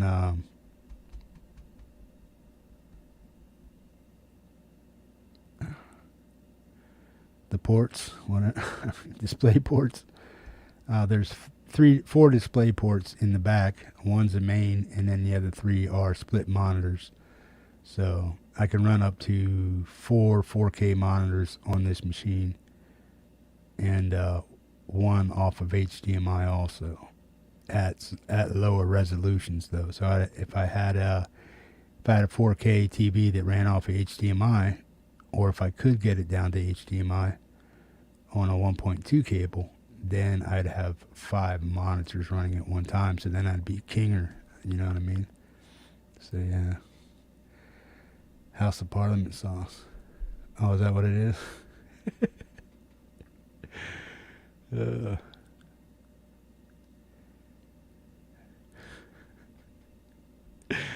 Right on. Hibby's a fitness buddy. Right on. Well, I probably could do a lot more, but here's the deal. If I get into this and I need to get everything running, I don't even know if I'll be around for Tuesday to be able to do Tuesday's show, so I may have to cancel that one too until I get everything, because my whole desk, everything has to get resituated, and I'm sure with all that shit Jade's got hanging out on her desk, man, that was a monster to hook up. You know what I'm saying? It's like, no. And I don't know if I want to do that, man, right now, and miss another show. That's the only thing I'm worried about. It's just missing doing another show. I know most people say, oh, that's cool if you get your stuff running and stuff, but I don't like doing that too much. You know what I mean? So, yeah. But yeah, getting all this stuff up, making sure it works. As you can see, the PC turns on. It works with the monitor and the HDMI, so it's there. The only thing I really got to do is hook a mouse up to it and figure it out. And it has all kinds of RGB shit in it, so I got to figure that out once I get to the main display, once I get online and stuff. So I have to get to I have to get through all the settings, and then I have to get to the desktop and go through the system and start installing and doing all that shit. And as you guys know, when you have a brand new PC, getting it all fixed up and tricked out could take anywhere from, for a pro, maybe a day, solid 8 hours, just to hook it all up and get all your shit that you want on there, and get all the benchmarks and shit done. That could take you a day or more, and then that's just for a pro. But for me, some of this stuff it's old hat, but it's new old hat. I know how to do it. It's just been a while since I've run a PC from ground up to hookup. You know what I mean? So yeah, especially one that's this powerful and whatnot and has all the bells and whistles on it. Figuring all that out, and then I also got to get my Windows hooked up, Windows 11 Pro. I got to get all that shit hooked up. Got to get my resolutions set. I got to download some games to see how they're going to play on there. If I need to go through a display port with 4K, or if I have to dummy down. If I have to dummy down my settings to get the videos to play correctly and stuff, and then make sure everything fits to my screen in the right aspect ratio and stuff, but still play at 4K. 4K at single player games, that should be fantastic. You know what I mean? Look fantastic. I mean, phenomenal at 4K. It should look fantastic. Is it good for straight up gaming and frames per seconds? No. It might dummy it down to 40 frames a second. Playing at that high of a resolution.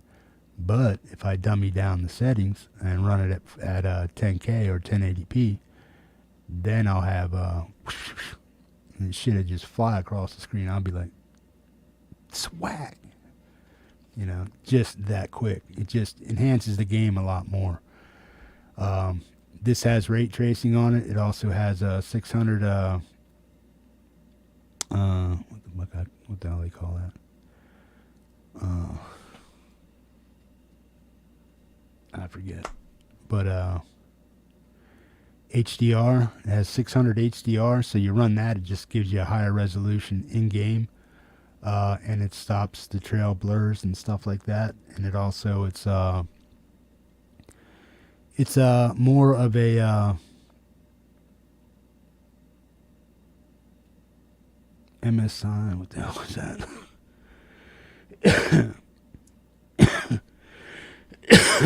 they have the G-Sync and the something else sync. I forget what it is for MSI. But it's this one is G-Sync compatible, this monitor. So I have to see how all that shit runs and works, because playing at this high of a hertz rating, because I only ever played at 64 hertz monitors at the most 1080p, right on, which is what a lot of people run on. But for those guys that are out there that do play games with hot rod PCs, they're swatting the shit out of all us guys. You know what I mean? So they track faster, track further, cleaner, less blur, less trail. Your aim is on more. Your aim is on point more. You don't get all that glitching and stuff. So yeah, this PC at 1080p or even higher at what is it? I forget the actual resolution, but it's not quite 2K, but the next one up, 144p. If I run it at that, I'll cream guys, man. Right on, just cream them. Hey Frank, what's up, bro? Tim Thomas, what's going on? This is the new PC. Out of the box and the new monitor. This is a 4K monitor. It's not even set up yet. This is a Corsair Vengance i7400 with a 490 i9 processor and a Z90 board with 69 RAM and a 1000 watt power supply. That's what this is, man. This is 4Gs, and this is $4,000, and this is $1,000. So basically, you're looking at $5,000 sitting there. That's probably, hopefully, the if I lived to 80, I might buy another one. You know what I mean? But if I lived to 80, I might buy another PC. But this one here should last me for quite a while. And it's expandable. And you can always, add the newest and latest GPUs that are on there and stuff. But this one here, almost top of the line CPU with the i9 processor, 1390K. They have the KSs and the KKs and the KYs. Those are overclockable with more cores in them, so they can just more tricks they can do. But yeah, this one right here should last me 12 or more years and still be relevant. You know what I mean? So, yeah. I was just about to ask how much. Yeah. Yeah, if you look it up on Corsair's website, it's the i7400 with that spec right there that's scrolling across. So, if you look for the 4090 GPU with the i9 processor, that's what it is, man. 64 gig RAM. So, it's boosted up, and I can always add another 64 RAM to it. You know what I mean? More storage. You can also, it has a 2 terabyte SSD storage on it, and has room for 2 SATA drives and 2 mechanical drives also. So you can run a boatload of storage on it if you wanted to, and add more SSD if you want to also, which is probably what I'll do. Is I'll upgrade it to 4 to 6 gigs, or probably up to 8 gigs of or 8 terabytes of storage on it. So it should be.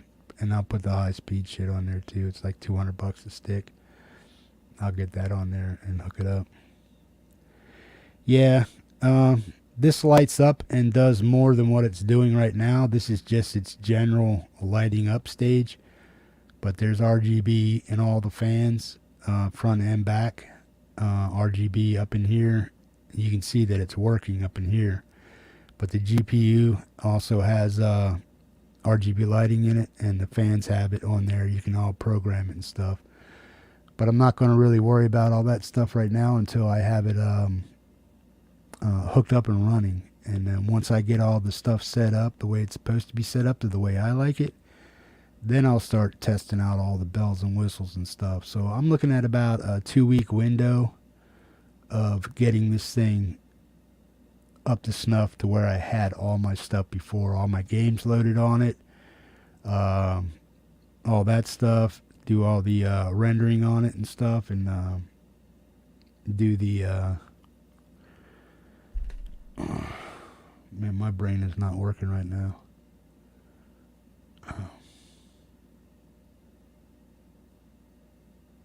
Benchmarks. I got to do all the benchmarks on it, install my game. I have to hook up a new router to it, all that stuff.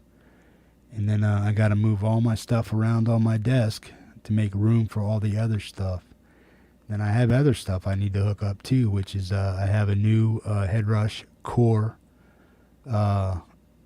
processor, multiprocessor. I have the MX5 Headrush over here, the small baby one with the pedal on it, with the expression pedal on it. This one doesn't have it, but this is the Headrush Prime board, just one step lower. But it has all the same bells and whistles as far as the software and hardware and all the capabilities. It just doesn't have all the same switches. You have to do that stuff manually. So that's no big deal. But it fits the desk better, and it doesn't have to sit on the floor, and it doesn't take up so much real estate, but it has all the same software and IR preloads and all that shit in it too, so I don't have to worry about that. But I got to move all this shit around, fix it up, and then figure out where I'm going to put everything. You know what I mean? Now I still might get myself a wireless mouse and keyboard just because, you know what I mean? Something extra to have. I got their top of the line K100 RGB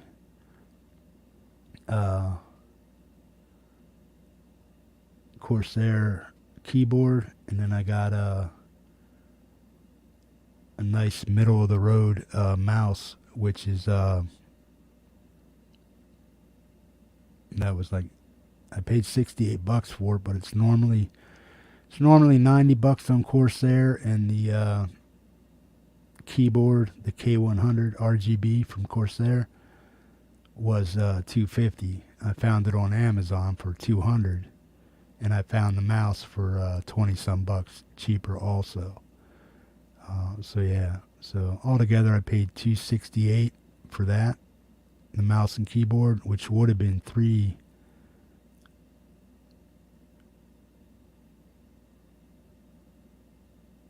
or $320 or something like that. So I saved about $70 on the package, and I got the keyboard and mouse that I wanted. It's the top of the line keyboard they make, right on. I got that, and then I'm trying to think of what else. And yeah, this is damn near the top of the line monitor Corsair makes, but it's basically an LG monitor, but it has the Corsair brand on it. So Corsair doesn't make their own monitors yet, but they sub out to LG, and then LG builds the specs to what they want. So that's what it is. So Corsair is basically Elgato.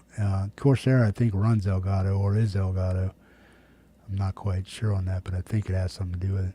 But the keyboard has Elgato, a small Elgato system on it, where I can control it with the keys to go through frames, and I can program them too to set that up. And I can bounce through Origin, Steam, different games. I can actually have two games running in the background. I can have Battlefield up and ready and loaded in the background, and all I have to do is pop one key.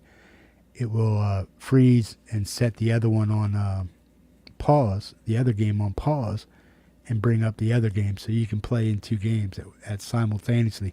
You can't run them simultaneously, but you can have one paused and bring up a whole new game on your same system. And this system's powerful enough to be able to do that, so that's really cool. That's why I got the keyboard that I got, because if I want to do that, I can do that. So yeah. So if I'm playing a single player game over here in Origin, and I have another game open in Steam or something like that, I can just pause this one real quick and go over and start playing in another single player game the way I want to. And if I get bored of that game. So it's really cool. Yeah.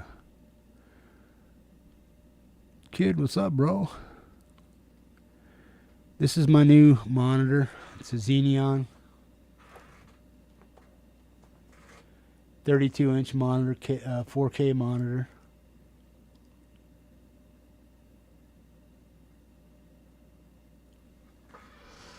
And this is the i74 Corsair Vengance. It's what I've been having sitting here for a month and a week now, right on. So I got it October 4th, and then I just got the monitor November 4th. So almost a month later. November 3rd it was delivered. But I didn't have a monitor capable of running off of this at the settings this thing is capable of. So I had to squander that money to go ahead and get this 4K monitor right on. I didn't have to, but I did. But I didn't have to, but I did. So if I want to watch stuff in 4K from TV or movies or anything like that, it comes across crystal clear. And then I also have a 10-inch sub that I need to hook up also underneath my desk here from JBL. So I'll be thumping over here, playing you guys' music when I'm offline and stuff, and just thumping and getting more bass.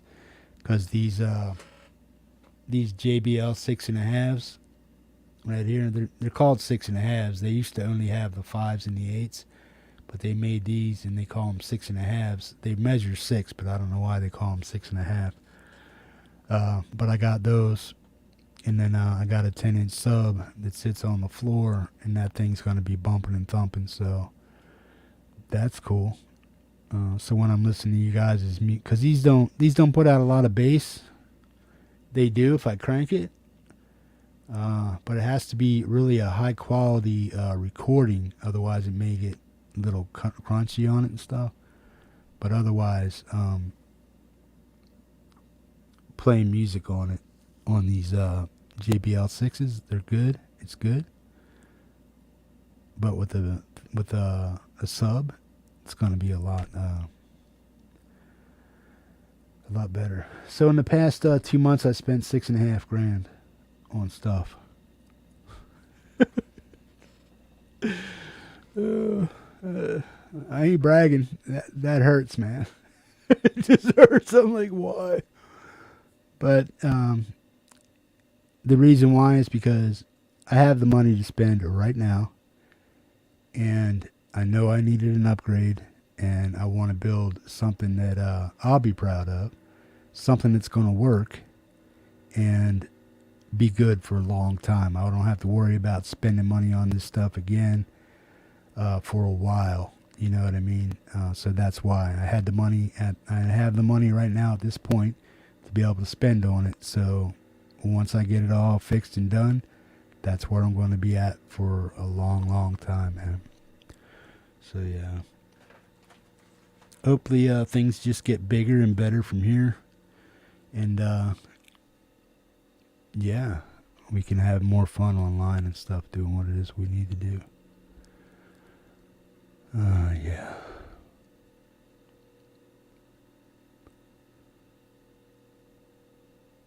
All been well, right on. Everybody saying hi to each other. The price of PC parts. Yeah.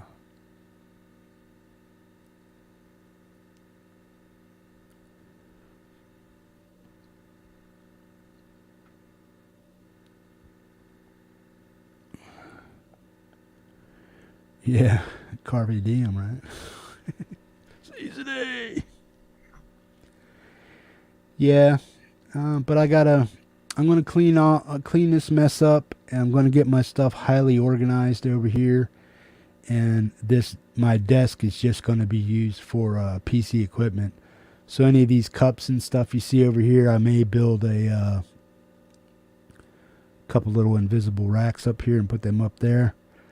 But all the desk space is just going to be used for equipment that I use to run the show, play music with, have it right here. Nothing else is going to be put on this desk except for stuff that I need for PC to work with and stuff, as far as like doing the show and all that other stuff. So all the real estate on the desk is now going to be used just solely for equipment. If I have stuff like a knickknacks and stuff like this, I'll put them up. I'll build like little shelves or get shelves so I can stick them on the wall. Something like that.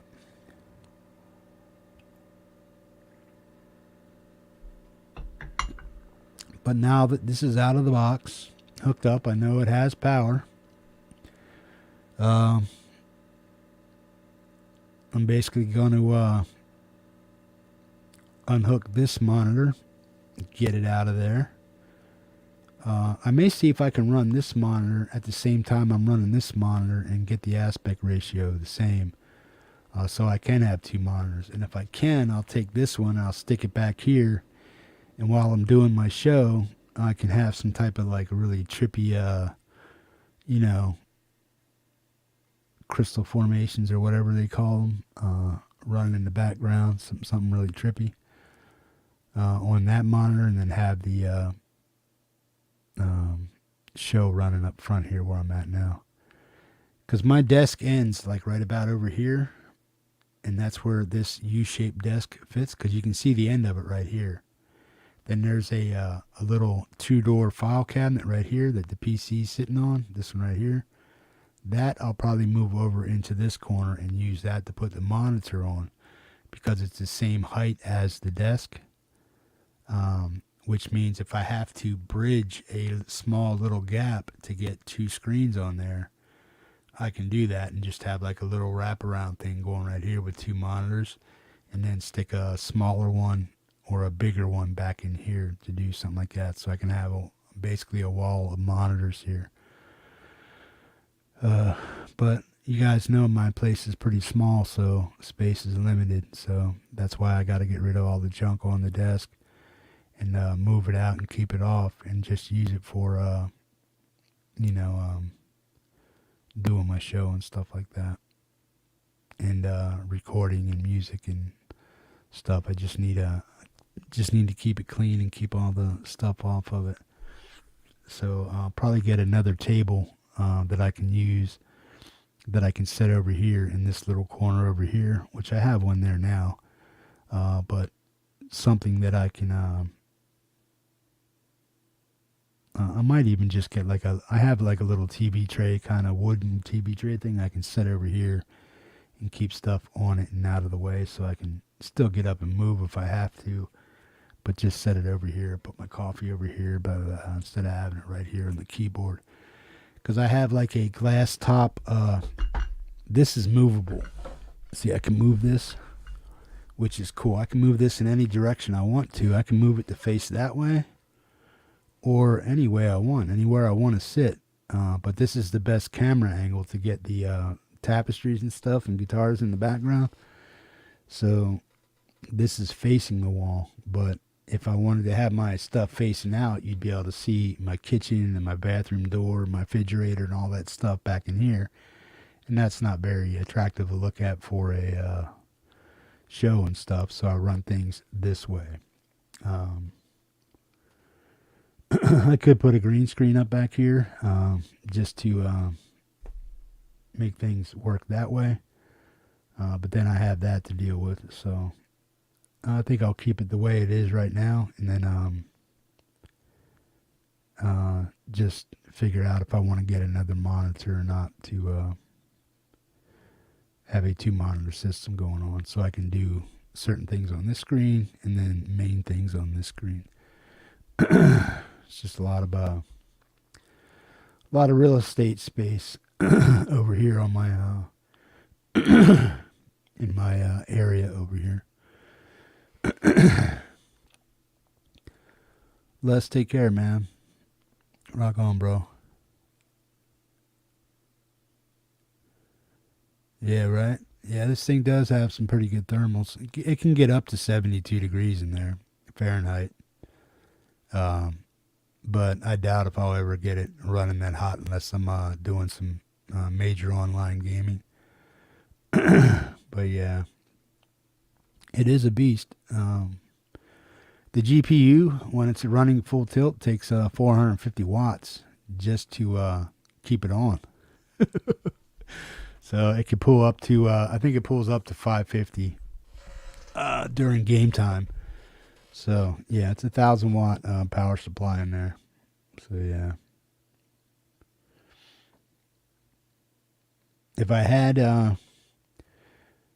if I do anything else for another PC, I'll build my own. I'll order and buy the parts that I need to do it myself. And build a new PC, complete new PC. I bought this one because I did a lot of research on this one. Hey, the fans kicked on.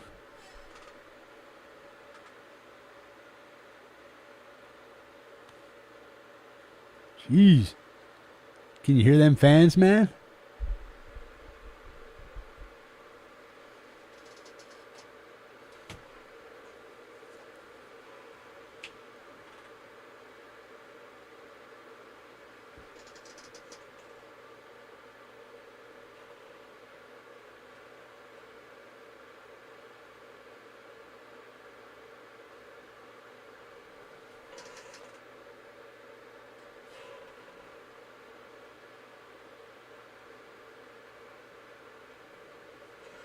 Yeah.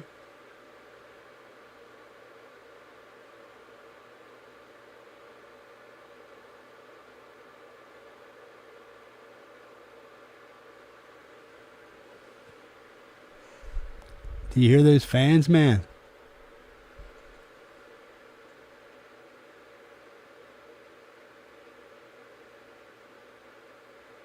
Can you hear that?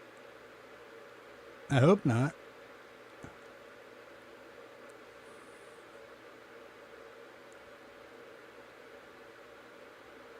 Wow.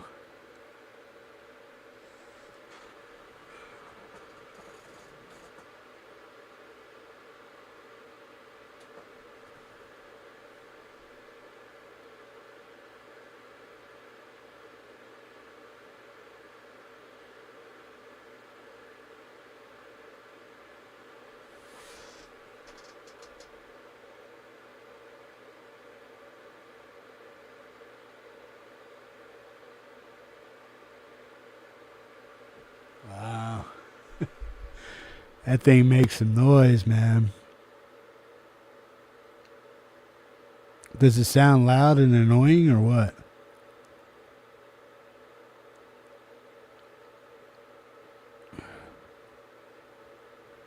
Wow. You might be able to adjust the fan speed, yeah.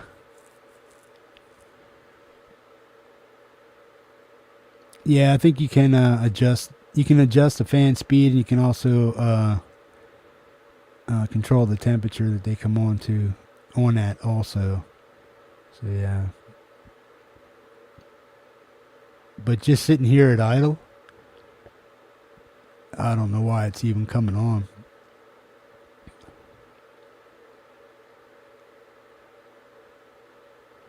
I don't know if it's running its own thing or its own test or what, but yeah. Don't know. Yeah, it sounds like it's on high speed right now.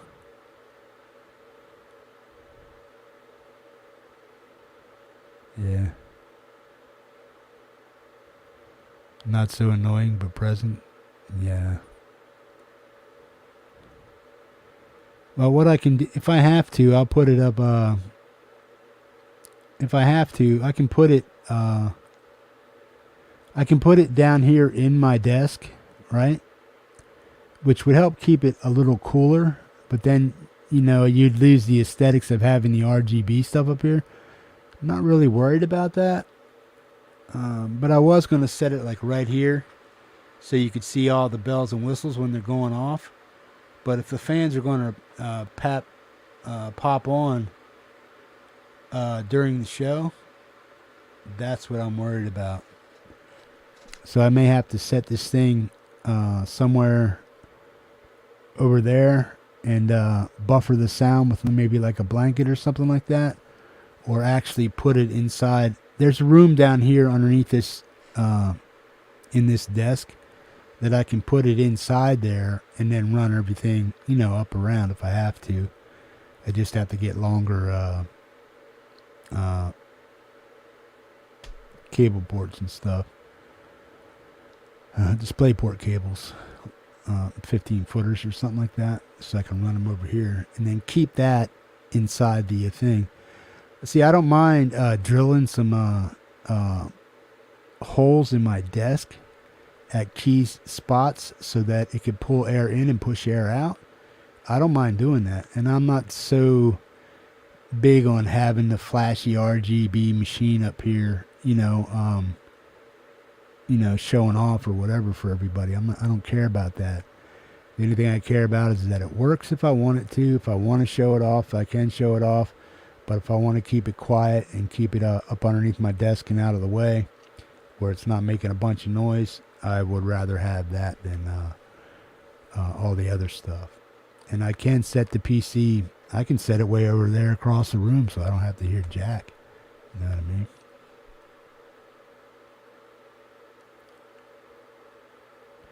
Yeah, that's another thing. It started right there and my mic's aiming right at it, so yeah. Let me know if this makes a difference.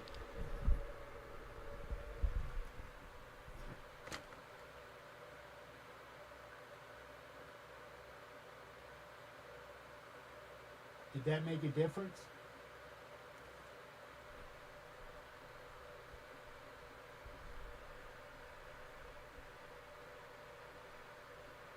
Instead of holes you can cut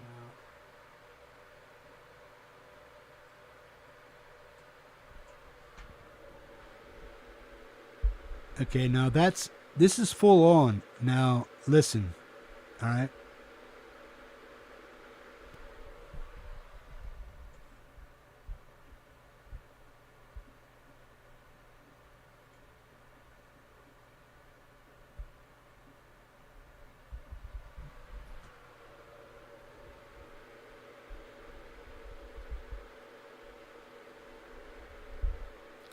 Huh. Yeah. Well, right now my microphone is facing right at it, so yeah. Wow. Yeah. I don't know why they're continually running. I mean, it shouldn't be running at hot at all. It's just sitting in idle.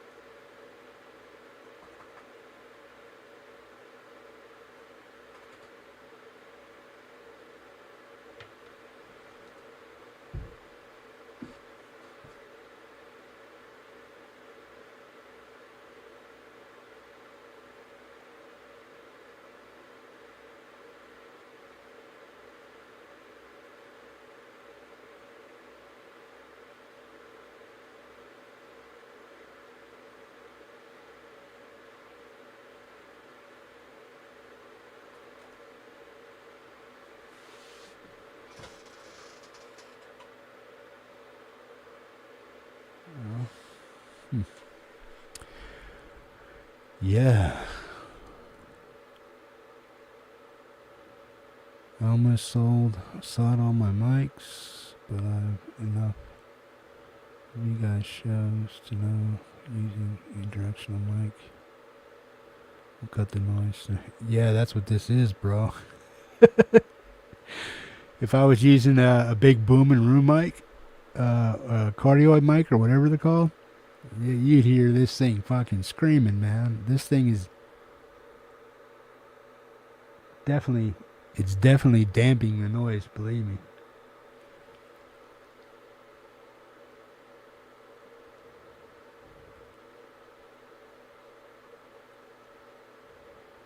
Just turn the monitors. What? Yeah, monitors don't have anything to do with it. I mean, if I can...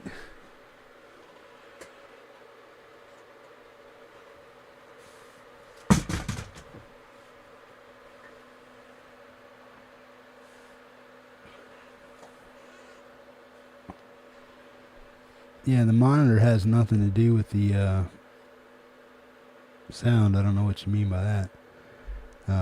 But yeah, you can see the fans running full bore.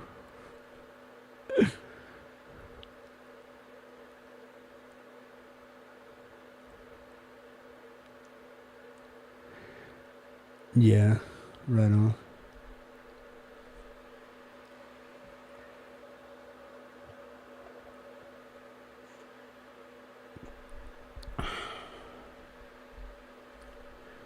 Let me see if I can do something here.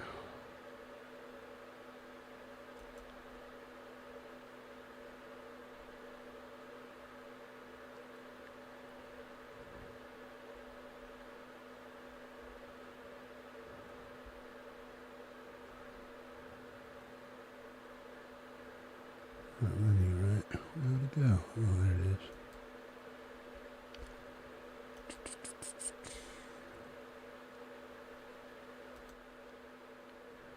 Did that do anything to it? Okay, pen. Okay, now how is that? Did that do anything to it?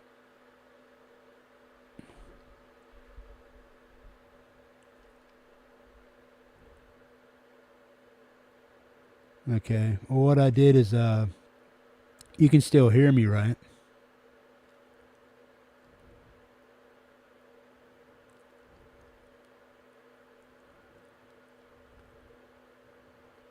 Well, the fans have to be set, Jade. I can't just turn them off right now. I don't even have the...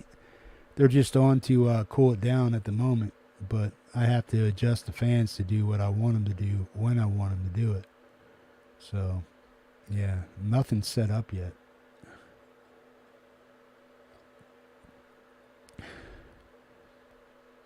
Yeah. See, that's the...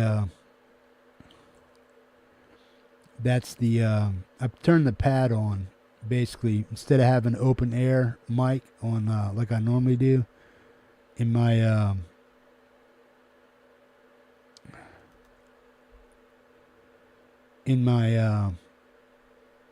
Focusrite controls, I just turn the pad on, and that should calm things down a little bit. Boom, boom, boom, boom. But yeah, that's probably what I'll do. Everything needs to be adjusted, man.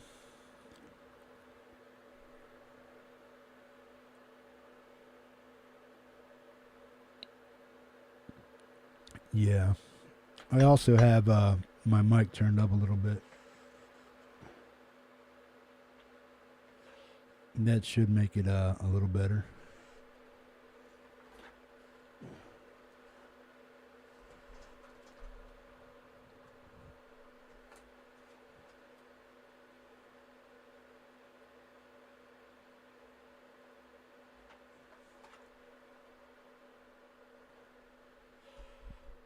That should probably even dampen it a little more. Fans are at a minimal sound and you are coming through loud enough. Right on. Good deal.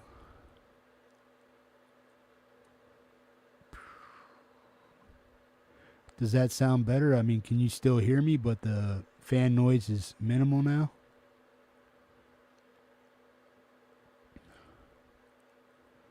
There's nothing I can do about turning the fans down or lower at the moment.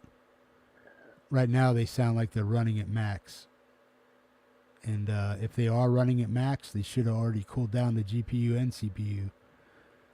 So I got to figure out what's going on there. Volume should be louder.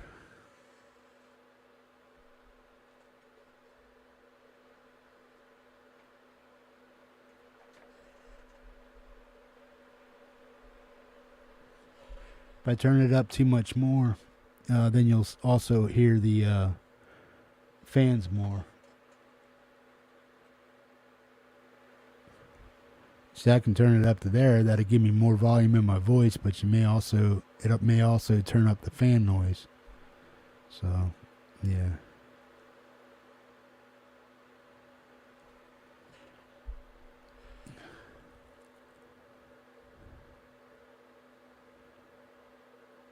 Yeah. Well, I mean, I can ride the mic. I can sit up in here like this if I have to, but if I turn the pad on, it brings in a warmer, softer tone of my voice and stuff and takes a lot of the airiness out of it and just makes my mic a lot mellower with more bass but dampened a little bit and not so much in it and stuff like that. But if that helps a little bit, that's cool. But if I have to ride the mic like this just to get my voice heard, I'll have to do that. Otherwise, I have to figure out the fan settings and stuff to get it to roll right, to make it right. So, and that's going to take a little figuring out. It's good as is right now. Right on. Yeah, I mean, I can't have it running like that during the show, so if I have to use some type of dampening blanket or something like that, or a box, I can do that. What I can do is I can take the PC box that it came in with, and I can cut like some of the sides off and just use like the top part and the side part and the front part, and then set it underneath my desk, and then slide that over top of it, the cardboard over top of it, and use that as a dampening device. But there'll still be enough room in there for circulation and stuff to make the fans work. I don't want them to work overtime, but I also don't want them running over everything and drowning my voice out and stuff like that. If this is a issue or a hassle, I may have to send the damn thing back. You know what I mean? So, I don't know. We'll have to see. But it's out of the box. It's hooked up. Once I get a mouse on it and stuff like that, I might just leave this stuff running over here, take my mouse and keyboard and go through all the stuff. Use this mouse and keyboard to go through all the stuff over here. And then once I get it set up and ready to roll, what I'll do is I'll plug all this stuff back in the way it needs to, and then I'll get on the phone with my ISP and have them walk me through the setup for my router for their system and stuff, so I can get that hooked up. I don't really need the router. I can use the good thing is here's the good thing. I can run a hard cable as long as I want to. I can run a 20-foot cable. I can set this thing. I can set this PC upstairs if I want to, like right up here in my, because I have room for wires to come down through from upstairs. I can set this PC upstairs if I want to and run the cables down to my chase right here, run them down, and just have the damn thing running upstairs, playing upstairs if it becomes that much of a hassle for me.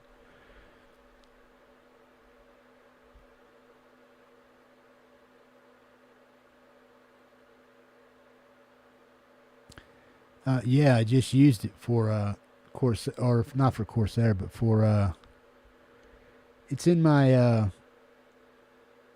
there's only so much you can do as far as dampening the mic and stuff like that and cutting out ambient background noise, because you can't isolate your voice just to a bubble right here. It's going to pick up stuff in the background.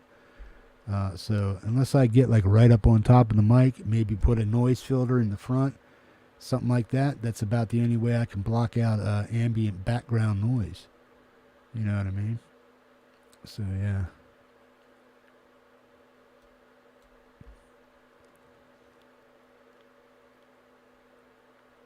Jade's pardoning me.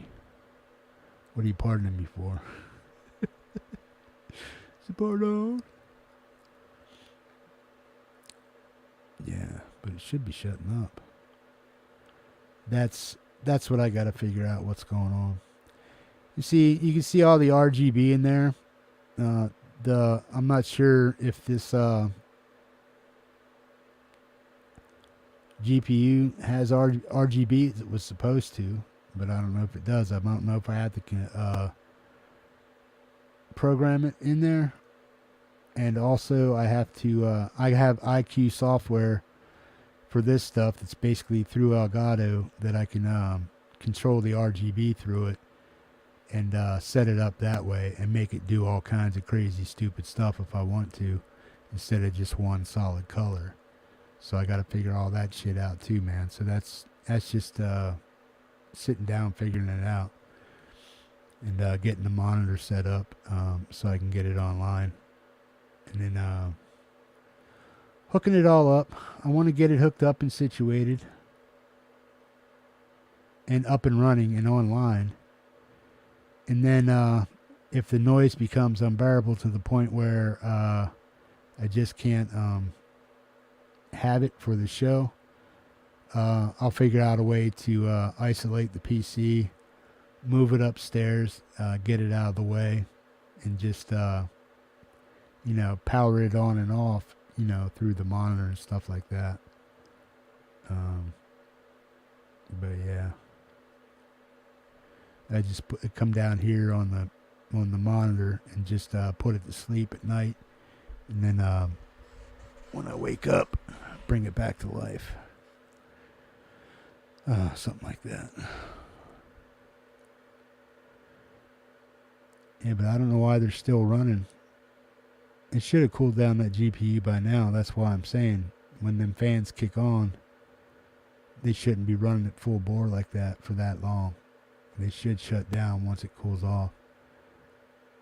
And it shouldn't be processing anything in idle. I mean, just sitting there on shouldn't have the damn thing go crazy like that. Right? Could be wrong.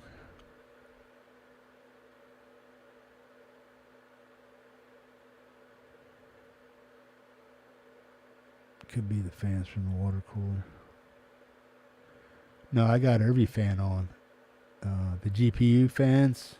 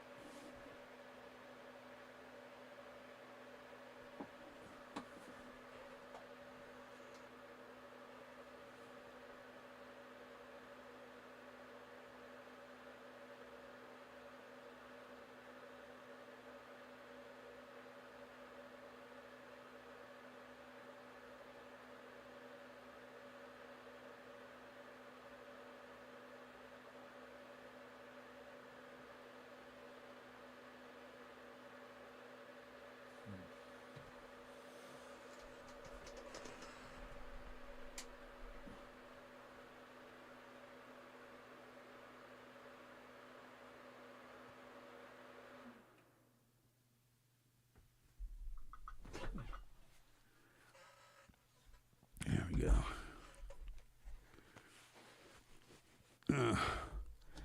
Solve that problem for now, right?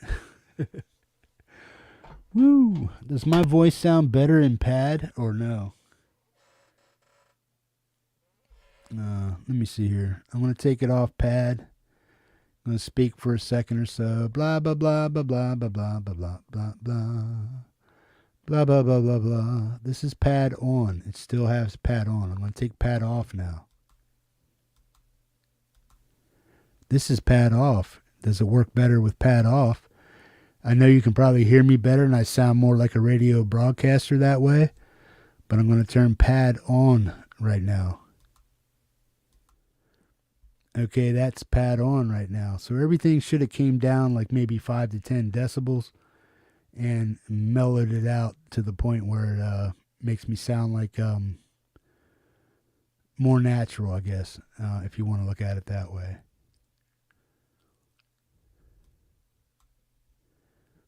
Pad on is like a warm tube sound. Yeah, like pad on. Okay, now I'm going to take pad off. Okay, this is with pad off. I also have an air mode, which should boost it by 10 decibels. So this is just no pad, no air. Now I'm going to add air to it. Okay, this is air.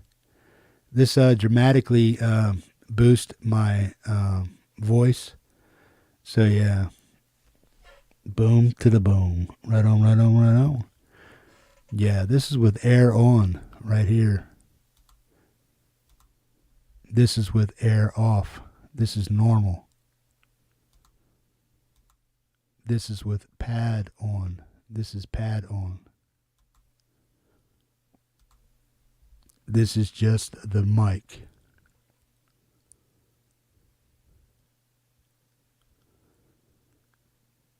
Lose too much top end on the pad. Yeah.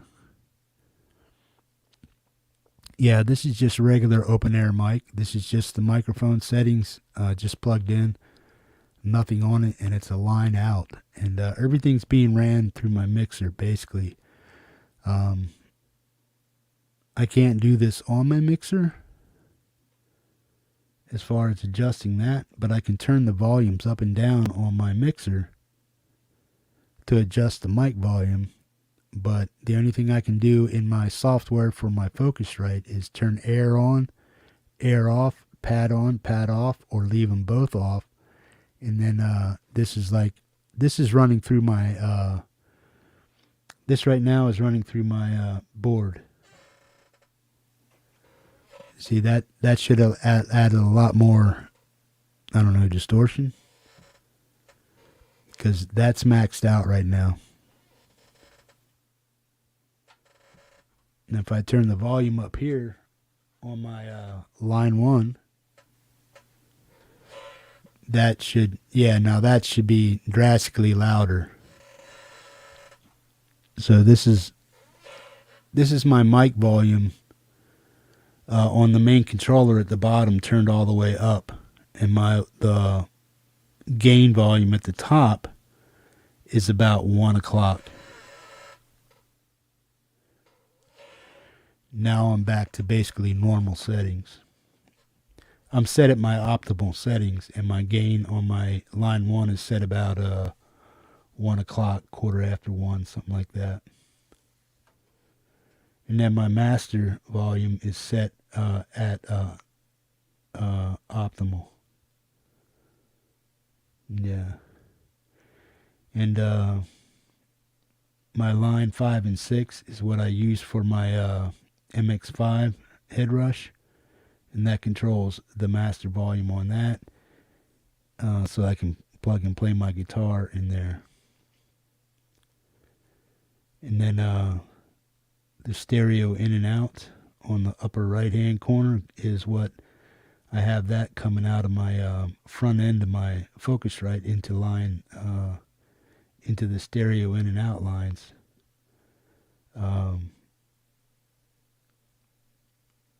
On the upper right underneath the XLR plugins.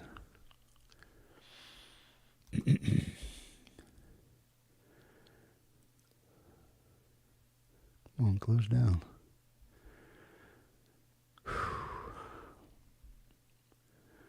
Rick, what's up, bro?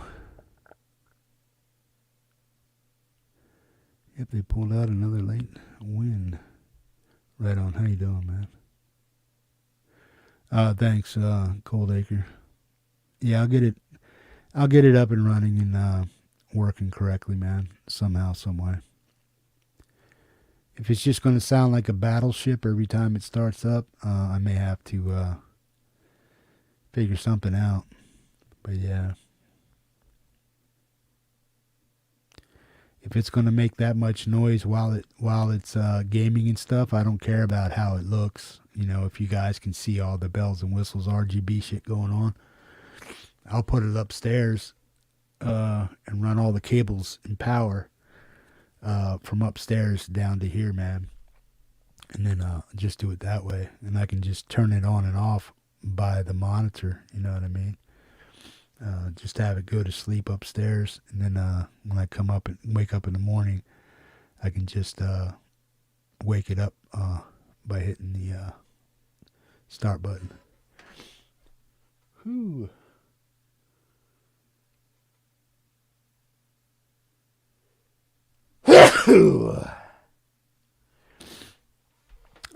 Rick, how you doing, man? Good to see you, man. Sorry I keep missing your shows, man. I got a lot of work to do. I got to work today, actually, and then where's my phone?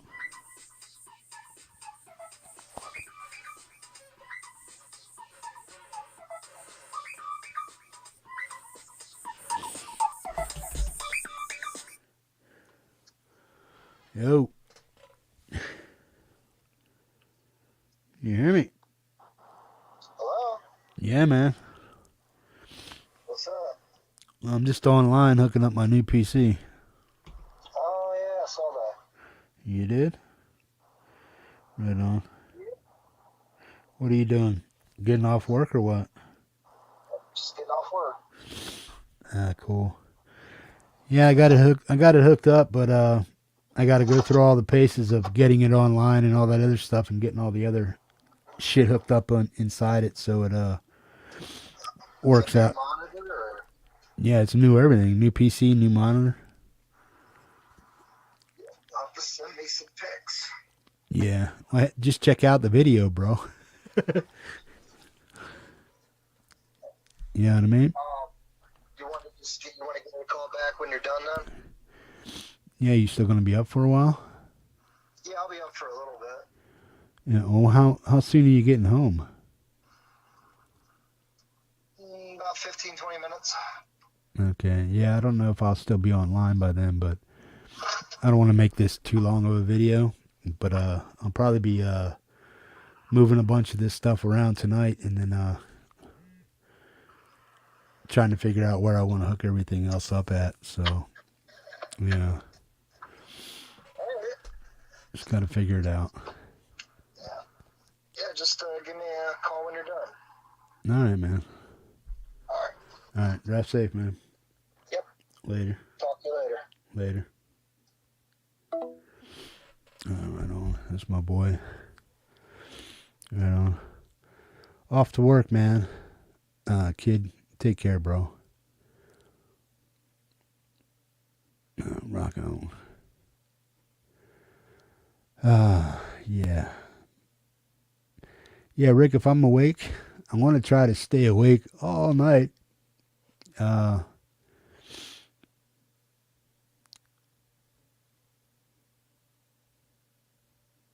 going to try to stay awake all night and then try to get to bed at a normal time, like 8 or 9 o'clock. So I may just spend the rest of the night. Once I get off here, I may just spend the rest of the night hooking all this stuff up, getting it set up, and then in the morning, call my ISP and get my new router hooked up and stuff like that. And then once I get it hooked up and I'm online with my new machine and stuff and everything works with the router and stuff, what I'm going to do is I'm going to move things on my desk to have more room here, and then everything on my desk pretty much is going to be that's it. It's just an equipment desk. It's where I keep all my gear, my boards, my mixing board, my interface, all that shit, my speakers, everything. I'm going to take all the other stuff off of it, and it's just going to hold everything that I need to either play music, do the show, and do things that way. I can set this new PC right here anywhere and run it wirelessly to my router if I want to. I can hook it up that way. This way, if it's too noisy for here, I can move it upstairs, man, and then run it wirelessly down through here, because I got outlets upstairs I can use for all that stuff. And then I just have to get a longer DisplayPort cables and stuff and run them to my displays wherever I'm going to put them, so I can get 15 or 20 foot display ports if I need them in HDMI, and then I can get my Cat 5 plug in from my I got a 15 footer for that too, so I can put that anywhere I want, you know what I mean? Or I don't even have to use it if I just use the router, you know what I mean? So I can be hardline it right into the back of the router for my or a modem for my ISP, or I can just run it wirelessly through my router. I don't have to plug it in if I don't want to. Would it be optimal to do that? To plug it in? Yeah. Wireless? Yeah. But it'd be so close to the damn router, it's stupid. So, and it's a pretty good router. It's got Wi-Fi 6 on it and stuff, and it's got some good ratings to it. Some people shit on it, but over 80% of the people that bought it, you know, out of 4,000 or 5,000 that I've seen, you know, 80%, 85% of them gave it a 5-star rating. So some people either were having issues with connectivity in their area, didn't know how to set it up, or just tried to wing it and threw it against the wall and said it don't work and got pissed off at it and gave it a bad rating. But either way, I got to get it hooked up soon, and if it doesn't work, I'll just send it back to Amazon, get my money back, and try another one. You know what I mean? Right on, man. Yeah, I'm going to finish setting it up, Frank, and then hopefully when you get off work tonight, I'll have a story to tell. Right on. Right on. But I want to try to catch Rick tonight at 5:30 p.m. Eastern Standard Time. And this and that, but I still got some stuff I got to do. And then I still got to find time to hook this thing up and get this thing running right too. So yeah. But yeah. Hopefully I'll see you over at Rick's. Frank, everybody else show up at Rick's tonight at 5:30 Eastern Standard Time. Listen to Rick go off on some tasty jams, and he lets you guys pick the backing track style, and he just does his best to play along with it, man. So yeah, you can check that out too. Leela should be on today, doing her iOS app stuff, and whoever else is on, try to catch him up if you can see him online. If you have the time, stop in, say hi. All that happy stuff. Right on. I'll make some mocktails. Right on. Going to make a show right now. Yeah, right on. Check out Rick's channel in a couple minutes, and then go over and set the reminder for that, and watch Guitar Time with Rick tonight at 5:30 p.m. Eastern Standard Time. Right on. Good deal. Folks, well, I'm going to shut this down. There you go. Frank just put the links over there for you. So if you want to, if you're not subbed up to Rick yet, go ahead and sub him up. Hit that reminder when he sets that up, and go over there and try to join me and Frank over there for some awesome guitar picking by Rick tonight. Right on. Good deal. Folks, I'm going to say love, peace, hippie grease. Thanks for hanging out with me and watching me hook up this stuff. It's top dollar shit. I don't say that to brag. I just say, hey, it's top dollar shit. It better work. That's what I'm saying, man. So I think we all feel that way when we go out of pocket for something we hope works well and should last us a long time, it just better work. You know what I'm saying? And work the way it's advertised. Otherwise, you know, it hurts a little bit. You know, you feel like you were taken advantage of. Then you got to go through all the hassle of sending shit back and hopefully getting it, you know, rectified and have it fixed. You know what I mean? So hopefully setting up the fans on this and getting the router, getting it online solves a lot of the problems, man. And right now I think the fans are set to maximum so to turn on. So I think I have to get in there and turn the fans down and have them only come on when it reaches a certain level and regulate how hard they come on for how hot the GPU gets. Right on. Because sitting there at idle, it shouldn't be more than 60, 65 room temperature. When it's gaming, it could get up to 80, which is getting high. 85 is like, ooh, that's when the fans really come on and start working. But yeah, hopefully everything in the cooling system for the PC is working. Hopefully all that stuff, the water cooling works for it. And if that's if something's not working, I have to get it figured out pretty damn quick, man. Right on. Because when you, like I said, I ain't bragging. It's when you buy something that costs $4,000, it just better damn work. Is all I'm saying. You get a $1,000 monitor, it just better damn work. And that's all I'm saying, man. Get what your money can afford you. Get the best you can find for what you plan on doing in the future. Make sure it's future-proof.